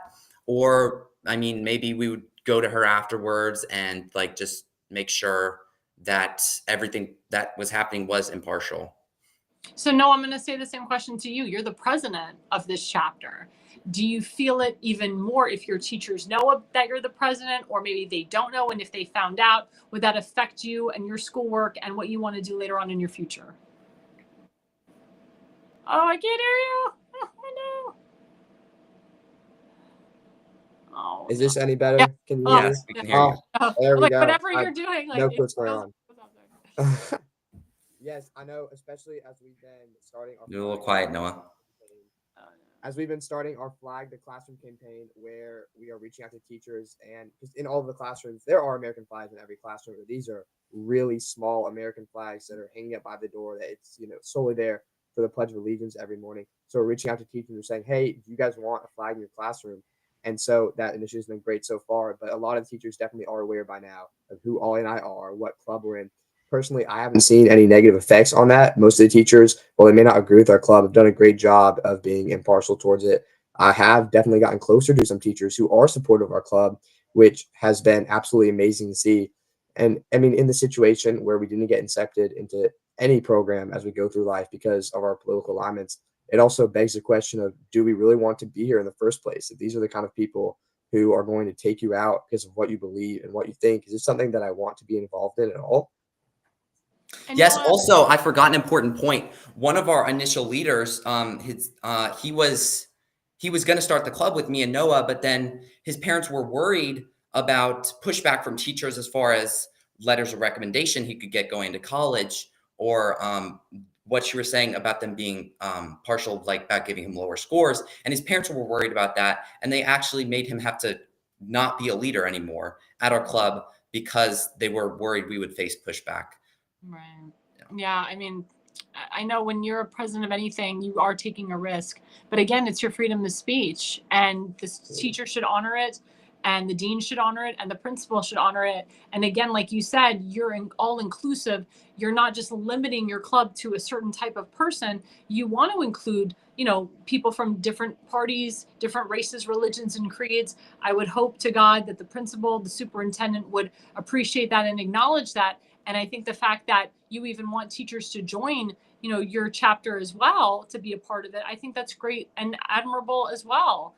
And in my opinion, it's a feather in their cap if you guys go far, especially if you're their student, or if you are, or the principal, in my opinion, should say, that was my student. I would think that logic would tell you that it should be a feather in their cap if you go far, because they can always say, Noah started here at my high school. Ollie started here at my high school. And this is where he is. He's the next president of the United States. He's the next senator, congressman, or whatever you guys want to be in life, the next doctor, entrepreneur, maybe the first guy at Mars, whatever you guys want to do. I think, in my opinion, they should not push back on you guys, and they should be in favor of what you guys do. And let me ask you, Noah, before you start your meetings, do you usually start with a prayer and the Pledge of Allegiance? Kind of walk us through the beginning of your meetings. Yes. Can you hear me? Is it working still? Yes. We'll let you know. Amazing. There we go. Yes, ma'am. So we do have a tradition as leaders where we gather and we pray before our meetings, which has been, it's definitely been helpful. I'm a very strong Christian, always a strong Christian, and it's definitely a key part in our day-to-day lives. And so implementing that into Turning Point USA, into our leaders, where we gather, we pray over the meeting, we pray over the students that are going to have open minds, that we can reach them. It's been so beneficial to our club, where we gather, before we gather. And so potentially as we continue on, even implementing that into club meetings, we pray as a club together, could be so powerful. But we're definitely implementing, while not openly discussing and debating in our meetings. Faith is a giant part of why we started this chapter, and how we find the motivation and the strength through Jesus to continue it despite all the strength and despite all the pushback that we've received. That's so sweet. We just have a couple minutes left, guys. Please tell us how we can follow you and just give us some last minute thoughts. We'll start with Oliver first, and then we'll end with the president. Go ahead, Ollie. You can follow us at Turning Point USA _WAHS. That's WAHS on Instagram.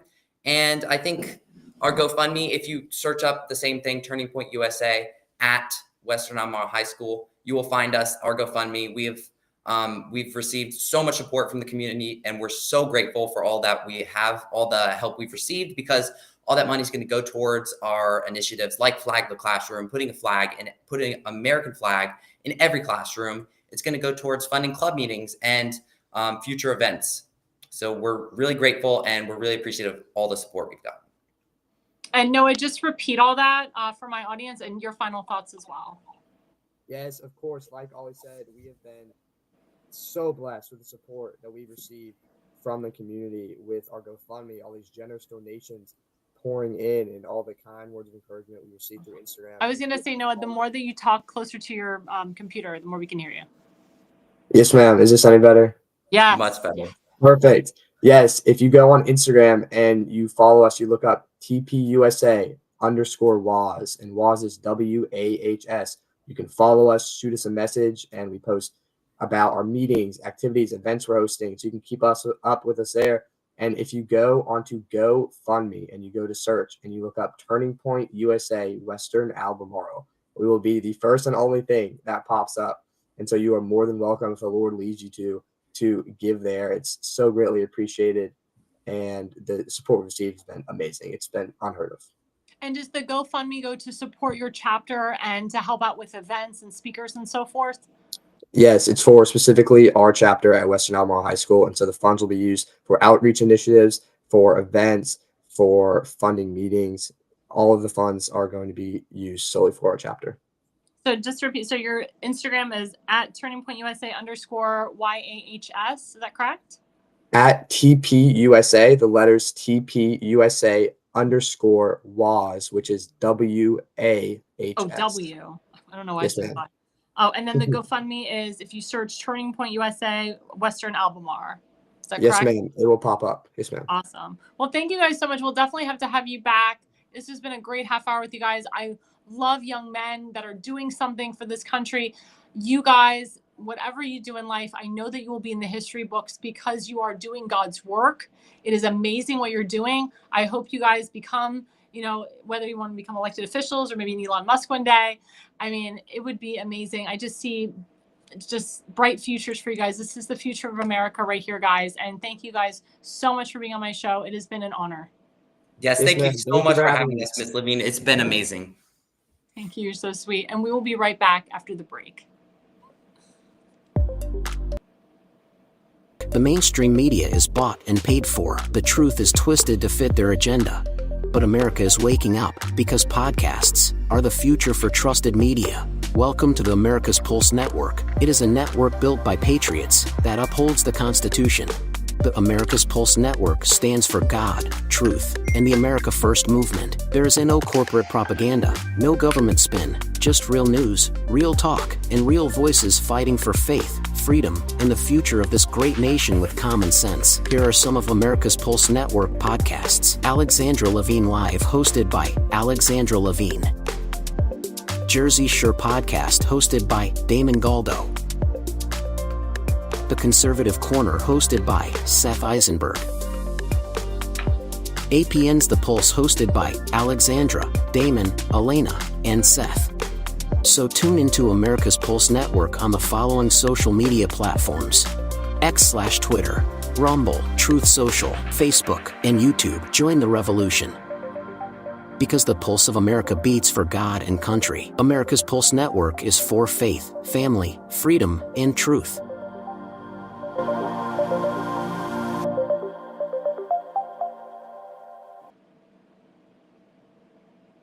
Hi guys, it's me, Alexandra Levine. I am live. I'm back.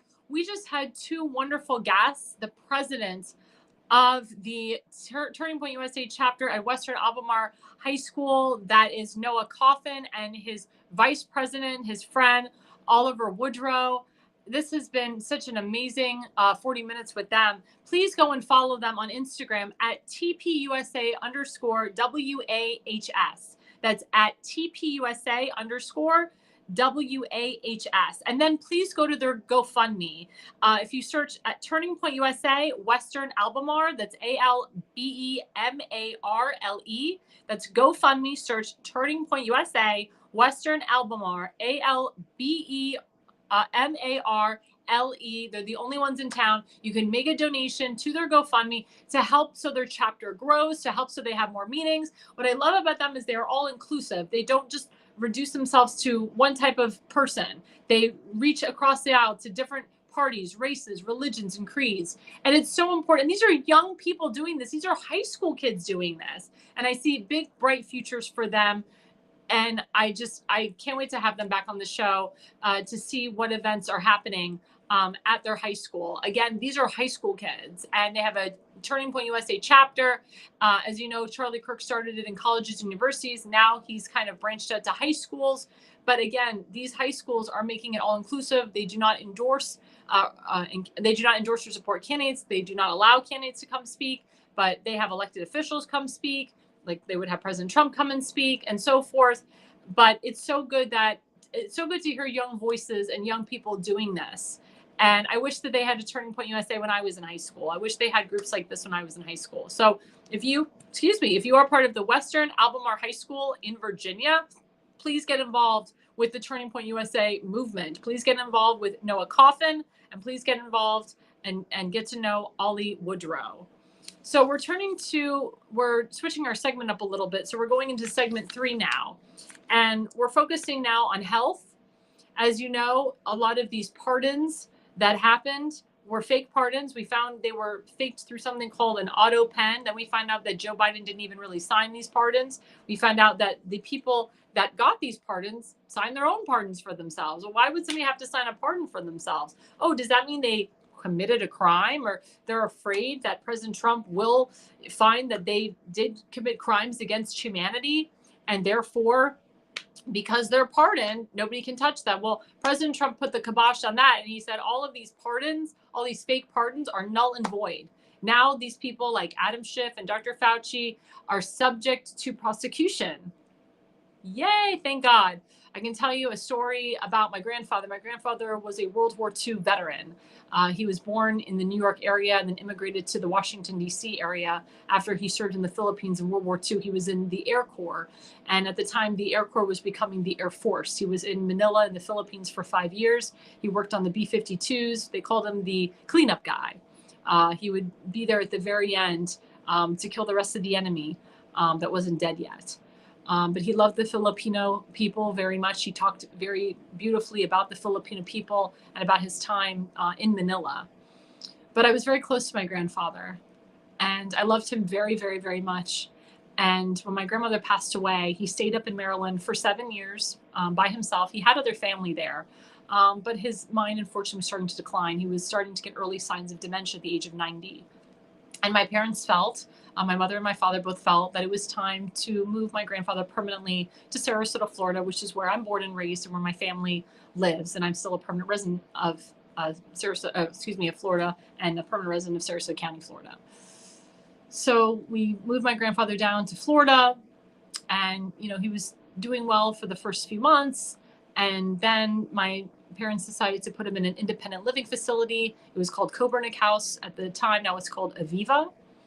And my grandfather was staying in Aviva. Aviva is a private facility. They have an independent care facility. They have a assisted living facility, and they have a rehab center. But remember, it's private. So when COVID happened, of course, the private facilities were allowed to dictate if their residents got full vaccinations or not. Well, as you know, living in an older person's community, the suggestion was anyone that was 65 years or older should get the vaccine. But when you have a private organization that is run by a bunch of liberals, they're going to force vaccinate every single person that's in the facility. And unfortunately, my grandfather was forced to take the vaccine, not just one jab of the vaccine, but 2 jabs of the vaccine. The facility threatened my grandfather and said that if he didn't take 2 jabs of the vaccines, that he wouldn't be allowed to come down to dinner and associate with some of his colleagues, with some of his friends, I should say. And my grandfather also had AIDS too. The AIDS also had to be fully vaccinated in order for them to see my grandfather. My mother had to get vaccinated in order to see my grandfather. If we weren't vaccinated, we'd had to take a PCR test. We weren't allowed to visit my grandfather. So my father is not vaccinated. He wasn't allowed to go visit my grandfather. I'm not fully vaccinated, neither is my sister. So we weren't allowed to go visit my grandfather when he was at the independent living facility.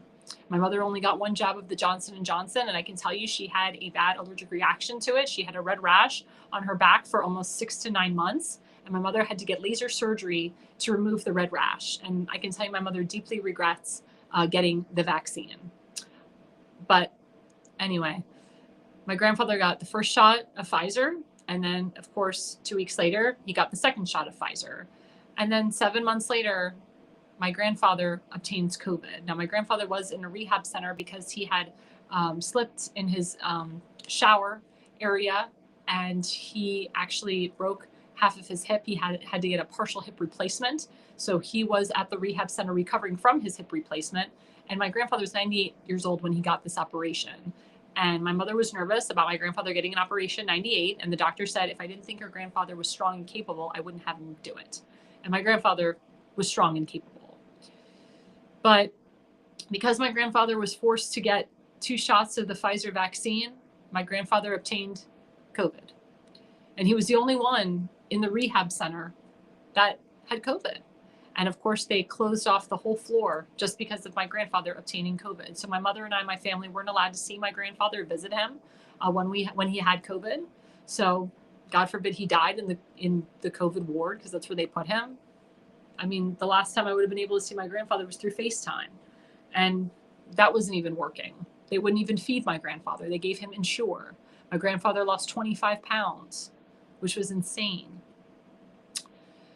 My grandfather wasn't even given the proper medications to help his COVID. My grandfather also obtained pneumonia because, as you remember, COVID was a respiratory virus that turned into an infection and was giving everybody breathing problems and so forth. So my grandfather got pneumonia. You would think, he's 98 years old, that the doctors would give my grandfather antibiotics. No, they gave him Robitussin and Mucinex. So the pneumonia was just getting worse. And mind you, my grandfather had never had pneumonia in his life. And it was day 1 of my grandfather still having COVID, day 2, day 3. Well, I happened to be visiting Florida at the time, and I saw that Governor DeSantis was opening up monoclonal antibody treatments called Regeneron all over the state. He started in Jacksonville, went all over the state. And I said to my mother, I said, this is what we need for Grandpa. We need to get him the monoclonal antibody treatment to make him COVID free, because this is saving people's lives. But unfortunately, there was a timeline. You could only get the monoclonal antibody treatment between the first day of obtaining COVID to the 10th day of obtaining COVID.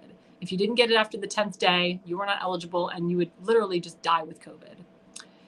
It was day 5, day 6 that my mother reached out to the doctor, and they said, well, there has to be a protocol. You have to go through infectious diseases, and once infectious diseases approves you, then you can get the treatment. Well, it was day 5 already, day 6, day 7. We were waiting for infectious diseases to approve my grandfather. We were waiting for my grandfather to be able to get the Regeneron. Nothing happened. I said, Mom, this is ridiculous. They want to kill Grandpa. They're not helping him. We know he's a perfect candidate for this. I said, I'm going to do what I think is right. And I'm going to go above their heads. I'm going to write and email the governor. I'm going to call the governor. I'm going to call his office, because I already had a relationship with Governor DeSantis because I worked on his gubernatorial campaign. So I said, I have the relationship with him. I visited him when he was a congressman in DC. I actually met him at Mar-a-Lago. I met him at the DoubleTree Hotel and drove him with another friend of mine to Mar-a-Lago, because he and I happened to be going to the same event that night. And then I made an appointment at his office to see him right after I met him at Mar-a-Lago. So I already had the relationship with my governor. And this was when he was a congressman, just announcing that he was going to be governor when I met him at Mar-a-Lago. So I had, like I said, I had the relationship with my governor already. I called his office, I emailed him, and the Department of Health literally called my mother the next day and said, Debbie, what can we do for you? What can we do for Grandpa? And my mother told them the entire story. They said, Debbie, we're going to bring a SWAT team, or sorry, not SWAT team. Hello, a strike team. They call them strike teams. We're going to bring them a strike team to the rehab center to administer the monoclonal antibody treatment to your father. We're doing that tomorrow morning at 11 a.m. Tell the facility we're coming over. It's the governor. What are they going to do? Stop us? We're coming over.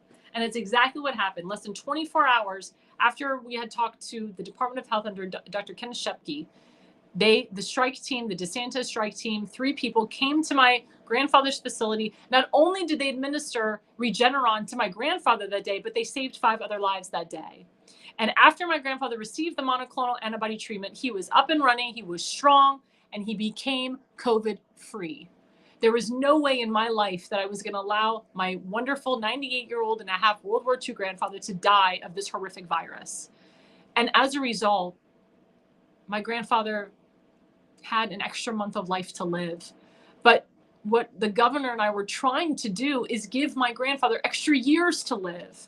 My grandfather should be alive today.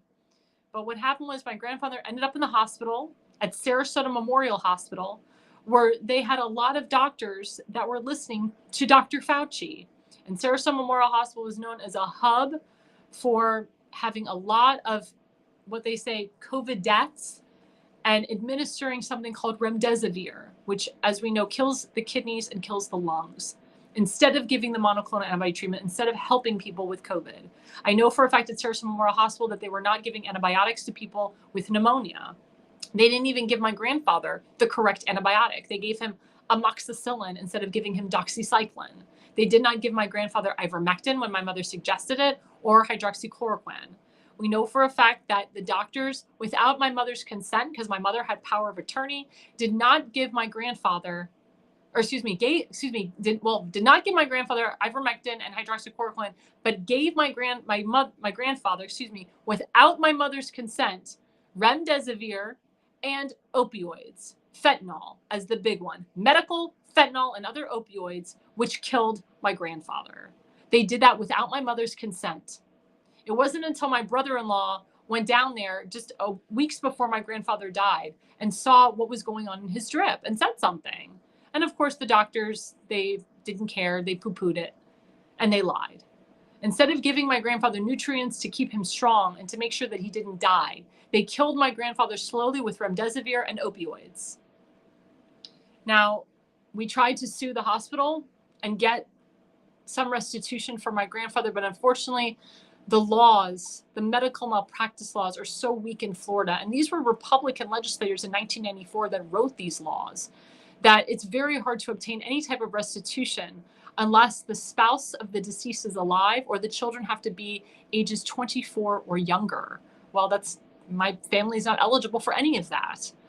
So what I did instead is I made people aware of the story of my grandfather, and I continue to tell that story every day. Now, Dr. Fauci, your pardon was revoked. You are subject to prosecution. You killed many lives. People have called you a Joseph Mengele. Dr. Mengele was notorious for killing innocent children, experimented on twins, and did many heinous things. A lot of people have said, Dr. Fauci, that you have blood on your hands. My grandfather's death will not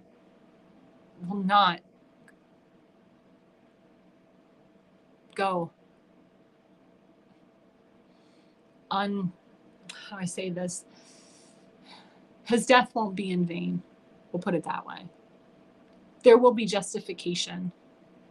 There will be proper closure here. You killed my grandfather. You killed many other grandfathers. You killed children. You killed pregnant women. You killed a lot of mothers. You killed a lot of nieces and nephews because you forced vaccinated people to take your sham vaccine that a lot of people have had severe health problems and they've obtained cancer and brain aneurysms and strokes and pulmonary embolisms and diabetes and things that they've never had before because of your vaccines. You know it. People have questioned if you even took your own vaccines. You probably just gave yourself saline water instead, because you probably knew in the back of your mind that these vaccines could kill people or give them HIV or AIDS. Remember, you tried to cure the HIV AIDS epidemic with Bill Gates? Yeah, how did that work out for you? And all of a sudden you're creating words like the Delta variant, Omicron. Where did these come from? You had it all planned out in your back pocket. But you forced the country to shut down. You forced the world to shut down. And as a result, many people's lives were taken, including my grandfather's. My grandfather had years to live.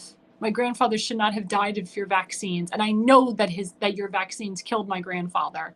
You should be ashamed that you killed a 98-and-a-half-year-old World War II veteran. My grandfather will never get to see me, will never get to see me walk down the aisle and get married. He'll never get to see me have children. That's all I ever wanted. That's all I ever wanted. And you took that from me. And you took that from many, many others. So thank God we have an HHS secretary, a new one, Robert F. Kennedy Jr., who announced, and we'll put up that slide, Operation Stork Speed. Damon, let's put that up. Here we go. Secretary RFK Jr. announces Operation Stork Speed, making sure safe, nutritious infant formula products are available for all Americans. So for women out there that can't breastfeed, or they may breastfeed in the morning, but they'll give their child formula at night so they can go to sleep, there's a lot of chemicals in formula. There's a lot of preservatives in formula. And thank God that RFK Jr. is taking upon himself to get rid of the preservatives and get rid of a lot of chemicals and dyes that are in baby formula. Because there is a lot, and that can affect the brain function of the child. That can cause a lot of diseases, or it can cause a lot of digestive issues down the road. You know, I know a lot of women that didn't breastfeed their children and just gave them formula. And a lot of children today have, or those kids, I should say, have a lot of digestive issues. So I'm very impressed that RFK Jr. is looking to baby formula and reformulating it so that these babies will grow and they'll be strong and they won't have health problems down the road. And then we have this, a Brazilian study confirms, and we'll put that up. Brazilian study confirms what we knew all along. Mask mandates not only failed to stop COVID, but may have actually contributed to excess mortality. The so-called experts pushed a cult-like obsession with masks, silencing anyone who dared to question them. Now academia is quietly admitting the truth. Far too late, but better late than never. It's time for those who were demonized, censored, and fired for speaking the truth to be fully vindicated. And I agree with that. There's many famous doctors like the America First doctors and many others, the late doctors of Zelenko, who I listened to, is an Orthodox doctor. He's the reason why I'm alive today, because I did his protocol. The doctors that are part of flccc.net, I encourage anybody who gets COVID to use that website, flccc.net, because it gives you the whole COVID-19 protocol and what vitamins to take and so forth. All those doctors, their licenses were threatened because they told the truth about the vaccines. I can tell you, the masks don't work. I got the Delta variant. I got a very bad case of COVID in January of 2022. I was flying to Dallas, Texas. Hello. And then I had to go to Lubbock, Texas, and Midland, Odessa. I was visiting friends in Texas that I know. And I was wearing that N95 mask, which they said was the best mask in the world. And I got the worst case of COVID. I mean, it hit me like a ton of bricks. I had it for a month. I couldn't leave Texas. I had the cough from hell. It wouldn't go away. And I'm a professional opera singer. My voice is my life. This is what makes me money. I was throwing up. I was, things were coming out here. Things were coming out the other side. And my blood pressure was so low. My blood pressure was 87/59. That's death. If I hadn't gotten the monoclonal antibody treatment, I probably wouldn't be alive today. And because of Joe Biden, he was eliminating the monoclonal antibody treatment across the country. Monoclonal antibody treatments were closing down in Florida because of Joe Biden. Monoclonal antibody treatments were closing down in Texas because of Joe Biden. I called the governor's office. I called Governor Abbott. I said, everyone in my family has gotten this treatment except for me. I saved my grandfather from COVID with this treatment. Please, please help me get this. I had to hire a private nurse to come to my hotel room. She couldn't come to the house that I was staying at because it was all infected. I had to spend the night at a hotel, use my own money, and I had to use my own money to pay this private nurse to administer this treatment to my body. But that's what Joe Biden did to us. That's what Dr. Fauci did to us. Yeah, Dr. Fauci, I wore your damn mask. And you know what? I got really sick and I almost died. thank God that I'm young enough that I didn't have to go to the hospital. And my father said, if you get this damn virus, do not go to the hospital because you will die. They put you on a damn ventilator, you're done. But I'm glad that I went through it because I have huge antibodies now. My body is strong. I take vitamins galore. I've never taken so many vitamins in my life. I did end up getting COVID again. 6 months later, I got Omicron, which was the minor version. I only had it for 3 days, thank God. But again, I wore the damn mask. Wore the damn mask in the hospital, wore the damn mask in urgent care, wore the damn mask in my bedroom, wore the damn mask on an airplane. We all still got sick. And you know what? Dr. Fauci finally admitted that if you get 3, 4, 5, 6, 7, 8, 9 jabs of the vaccine, you're still going to get COVID. I thought it was a vaccine. I thought it prevents you from getting COVID again. And I believe that there is vaccine shedding. I do believe that because I have a lot of friends that are vaccinated, a lot of family members that are vaccinated, and sometimes I get very sick. I've gotten more sick now than I ever have. I used to get sick like once a year, once every 2 years. Now I'm getting sick every 4 to 6 months. It's crazy. I went on a cruise to Italy with my friends and I get walking pneumonia, first time ever. And then 4 months later, I have a sinus infection. And then 4 months later, I have a sore throat. And then 4 months later, my parents complain. They're like, you're always in the doctor's office. You're always in the doctor's office. Well, it's because there's a bunch of vaccinated people around me and they're shedding. And it's because of Dr. Fauci. And because of Dr. Fauci, my opera profession was hurt. Me singing opera was my full-time career. I traveled all over the country and the world. The minute that he mandated vaccines, that's when my career stopped. And these private opera companies like the Metropolitan Opera House and all these big companies and even agencies would not let me go and sing unless I was fully vaccinated. They said, where's your vaccination card? And I'm like, I don't have it. And then some people said, well, you need to take a PCR test every week. Well, that had E-Sterol, and I was not going to put E-Sterol up my nose every week. It was crazy. But that was the rules. It's either you put a swab of E-Sterol way up your nostril or up your butt, like in China, or you take 50 vaccines. And a lot of countries regret, like Israel.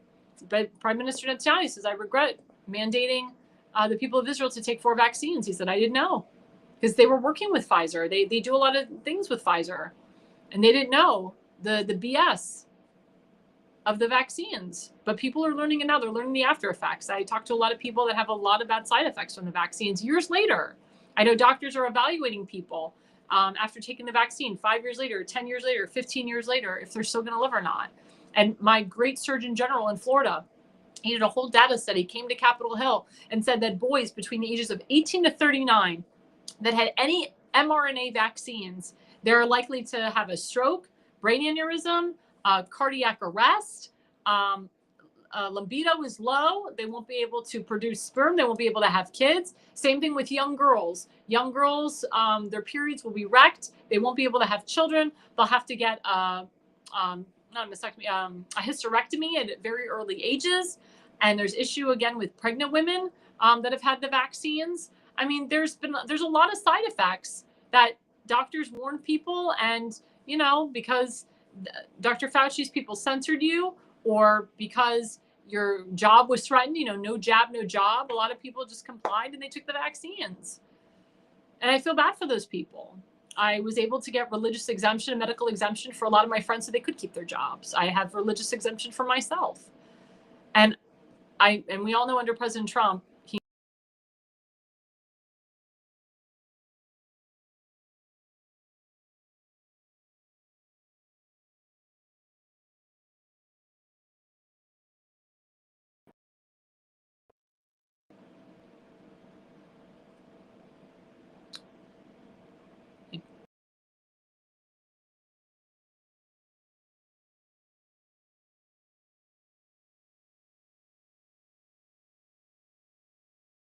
Hello, folks. Hello, folks. Can you hear me? We got cut off for 5 seconds. It could be from the storms going on in New Jersey. Sorry about that. But but just to, for the last 10 minutes. So again, has to do with we were talking about the vaccines. We're talking about the vaccines and how I did get medical and religious exemption for a lot of my friends, and they were able to keep their jobs. They were very thankful. I have religious exemption myself, but we know under President Trump, he never mandated anybody to take a vaccine. He never said you must take the vaccine. Heck no. And working with RFK Jr., RFK Jr. has stated that a lot of these vaccines, they cause severe autism in a lot of young children. And my sister has 3 children, and she saw the difference between her oldest daughter taking a bunch of vaccines, her middle child taking a couple of vaccines, and her youngest child, I don't even think it maybe has 1 vaccine. And she sees the difference. The oldest child that has all the vaccines has allergic reactions to food, has digestive issues, and is always sick. The middle child, he's a little slow in school because of taking some of the vaccines. He took a vaccine at like 18 months, which affected his learning ability. And then the youngest child, her youngest daughter, I think my sister gave her 1 vaccine and she's perfectly healthy. She's hardly ever sick. She's the most advanced out of the 3. She learned how to speak and read at 2 years old and tie her own shoes at 2 years old. So my sister did the experiment with her kids. And my sister would not take her kids to any school that mandated vaccines. And my sister actually homeschools her kids as a result. But again, it's everybody's personal choice. President Trump gave the people a personal choice whether they want to be fully vaccinated or not, but he never mandated it and never demanded it. Remember, in the beginning, the vaccines were really for people 65 years of age and older. They were never supposed to be for children. They were never supposed to be for, people 18 to 35, 18 to 40, 18 to 50. It wasn't supposed to be like that. But then Dr. Fauci comes in with Joe Biden and they force it upon us. And I feel really bad for those people that are having bad side effects from the vaccines. But there will be justice for you. The minute that Dr. Fauci goes to jail, there will be justice. There'll be justice for my grandfather. Again, I did not want my grandfather to die a COVID death. He didn't. And they said he just ended up dying of bilateral pneumonia, uncured bilateral pneumonia. But I did everything I could to make sure that my grandfather was not a COVID death. But boy, do I miss him. And boy, do I wish he was alive today. As I said, he had many, many more years to live. And just a couple minutes, I do want to talk and shift of this story, because this is actually Senate Republicans getting together and doing the right thing and seeing that someone in their party was doing something very heinous, or they found out he did something very heinous. He was arrested for doing something heinous. And today they actually had a hearing to remove this man from office. And we'll put up that slide. There we go. Senate Republicans call for immediate resignation of senator arrested for soliciting a minor. So I'll tell you a little bit about the story. And again, today they're introducing a motion to expel him. So this senator, he responded to, it was a fake ad actually, and struck a conversation with a fake 17-year-old. He thought he was talking to a 17-year-old. So the police actually put this fake ad together to actually find pedophiles and find people that are child trafficking and sex trafficking young children, young minors. So this 40-year-old senator, Senate Republican in Minnesota, who is 40 years old, and he's married with 3 children, by the way. He responds to this ad and he strikes up a conversation with, he thinks this is a 17-year-old, and he's asking the 17-year-old like very explicit things like, how much are your rates and availability for sex? How much is it to have sex with you without a condom? How much is it for, us to go to a hotel, us to have sex in the park, us to have sex in the car? And where can we meet? I mean, this is going on. It doesn't say how long the period of time is, but even just 5 minutes of the time is disgusting. The fact that this guy would even think to have sex with a 17-year-old is disgusting and nasty. And I don't know how old his children are, but if I was his children, I would never want to see my father speak to him ever again. And if I was the wife, I'd be thoroughly disgusted. I hope they get divorced. I hope she gets full custody of the children.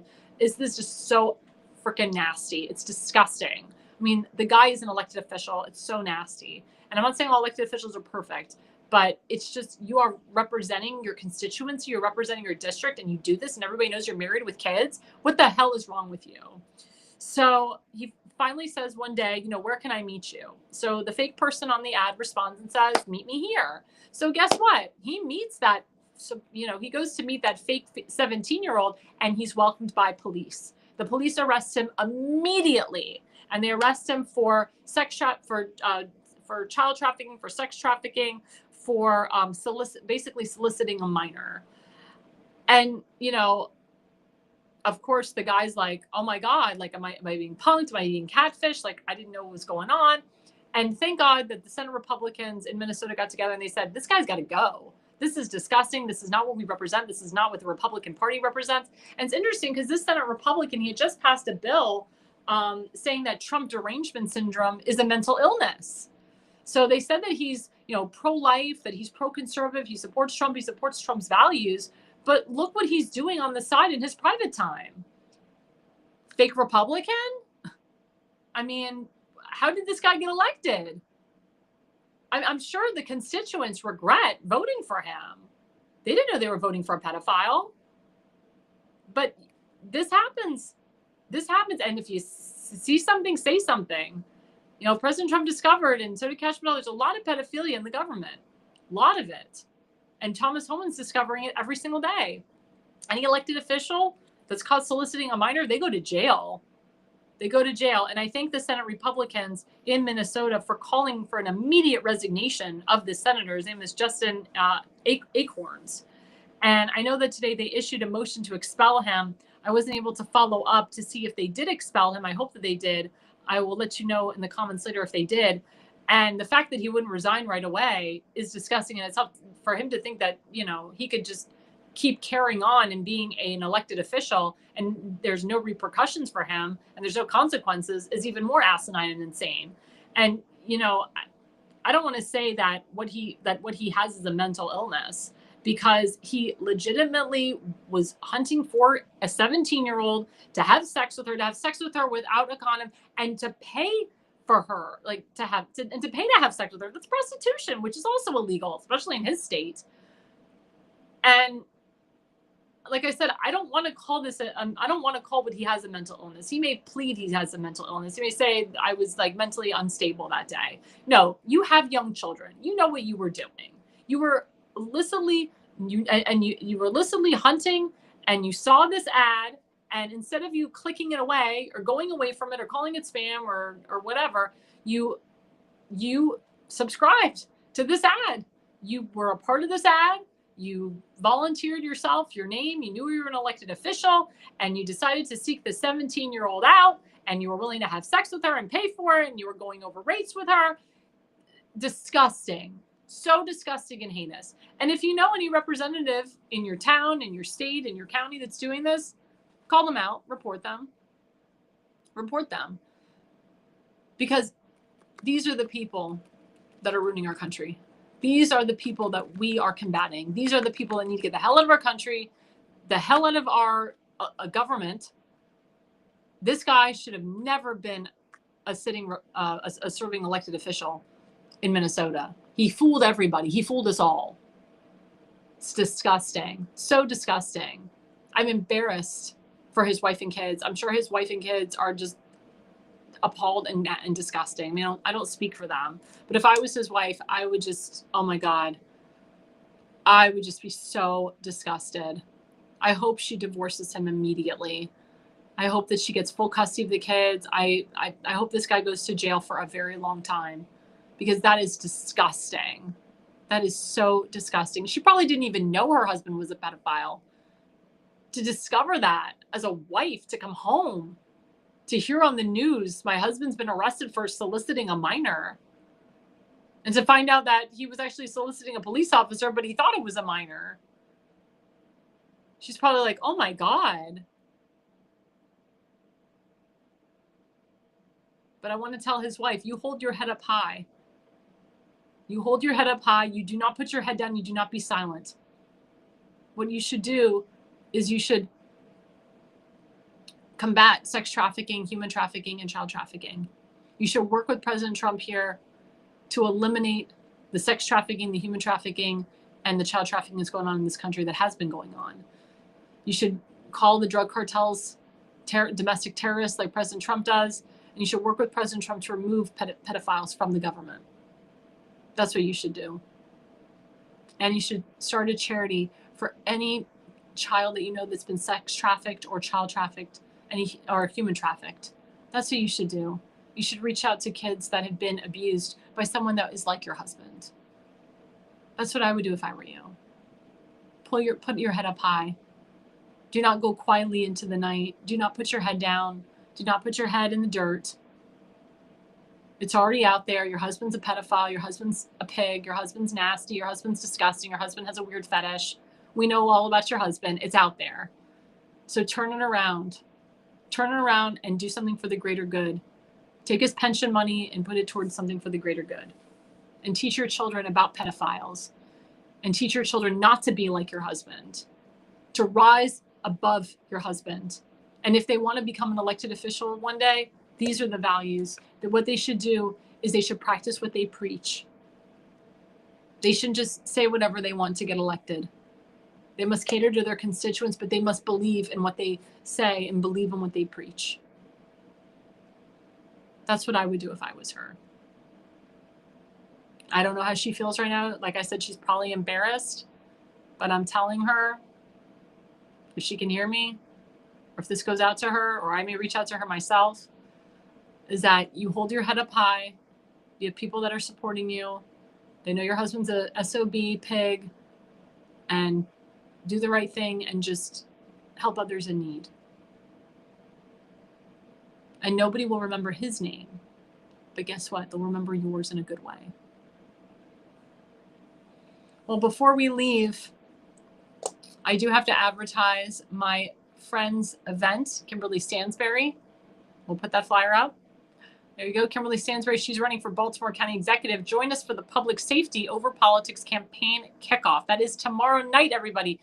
Tomorrow night, March 21st, 6 to 9 p.m. at the Bowmans, 9306 Hartford Road in Baltimore County, $60 dinner included. You can purchase or donate at electkimstansberry.org. That's electkimstansberry.org. Or as we're on the show, please click on that QR code and you can sign up to be a part of this event. It's going to be a great event. There's going to be a lot of people. We have John Myrick running for governor that's going to speak, and we have many others. I'm going to be there.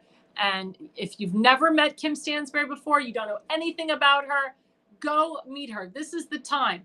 I'm sick and tired of people saying, I don't know my elected officials. I don't know anybody who's running. Well, we're giving you the opportunity. We're giving you the opportunity to meet John Myrick, who's running for governor, and we're giving you the opportunity to meet Kim Stansberry, who's running for Baltimore County Executive. If you don't know her, if you've never met her before, I implore you to go. And again, this is a one-on-one opportunity with Kim. You don't have to make an appointment to see her. You can just talk to her directly. And she's a wonderful person, a wonderful woman. Her husband served our nation. He was a Vietnam veteran. And also John Myrick served our nation as well. And these are people that want to, be your governor and your Baltimore County Executive. And you need to know who they are. You need to know who they are. And this is the opportunity. So again, tomorrow night, Kim Stansberry at the Bowmans in Baltimore County from 6 to 9 p.m. We also have, speaking of GoFundMe, what the young boy said, our friend Seth Eisenberg, he runs the Conservative Corner. He has been in the hospital now for 32 days. He had a very bad infection in his foot. Unfortunately, he had to get 5 surgeries. The infection went into his bone. He almost lost his toes. Thank God he still has his toes. Thank God he still has his foot. But he hasn't been able to work as a result. He hasn't been able to work in over a month. His bills are piling. He has a child. He has a home and a mortgage to pay. And, he says, I hate asking people for money, but I really need help this time because he doesn't know when he will get discharged. I can tell you that he will be on this network. He will be here Sundays at 7 to 9 p.m. with the Conservative Corner. The Conservative Corner is coming back, but we are asking you, the people, to help him out. So please go to GoFundMe Conservative Corner host. That is GoFundMe.com /help/Jonah/Eisenberg/overcome/health/crisis. He's already raised over $2,500 in just a few days. The goal is $25,000. Every dollar counts, whether it's $10, $15, $100, whatever you can give. Please help Seth Eisenberg. He also served our nation. He was in the Navy, and he doesn't deserve to be held up in a hospital for all this time. We really pray that his foot recovers and that he's up and running again, but he would really appreciate it if you help him out. So again, that's GoFundMe, Conservative Corner host. That's GoFundMe.com /help/Jonah/Eisenberg/overcome/health/crisis. And again, this has been a wonderful 2 hours. We had some great guests. Again, don't forget to follow Noah Coffin and Ollie Woodrow at YHS at Instagram, at TPUSA. I don't know why I wrote YHS, at TPA USA _WHS I'll say that again, at TPAUSA_WAHS. And then, of course, they have a GoFundMe for their high school chapter. GoFundMe, Turning Point USA, Western Albemarle. Western ALBMARLE in Virginia. It is their high school. Please go donate to their GoFundMe so they can have more events and bring bigger speakers to their high school.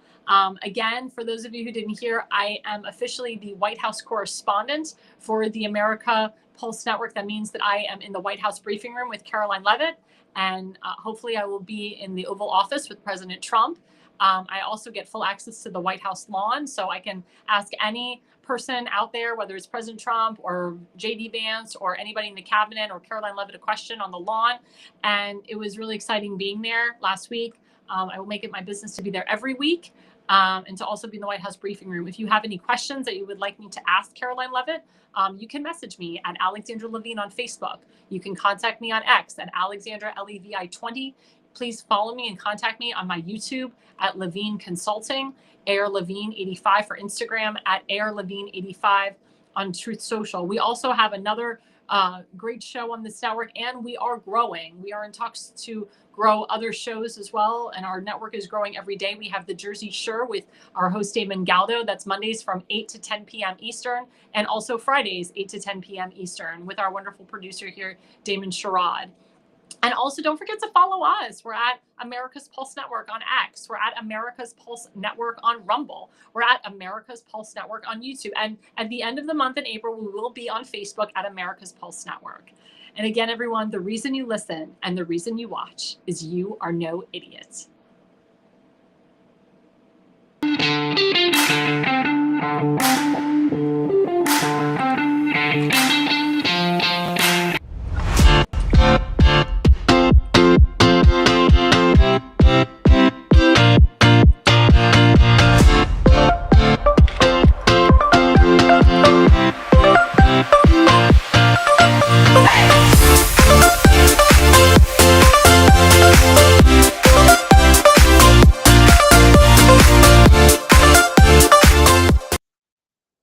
Welcome to America's Pulse Network. This is APN's very own White House correspondent, Alexandra Levine. Hello everyone, this is Alexandra Levine with Alexandra Levine Live on the America's Pulse Network. You are all in with Alexandra Levine. We are still waiting for someone from the White House to come out and tell us what transpired between President Trump and Vladimir Putin on that call today. We are here live at the White House. We're waiting for White House Press Secretary Caroline Levitt to come out and tell us about the updates of today, the call between President Trump and Vladimir Putin, what transpired in that call. Subscribe and follow America's Pulse Network on the above social medias.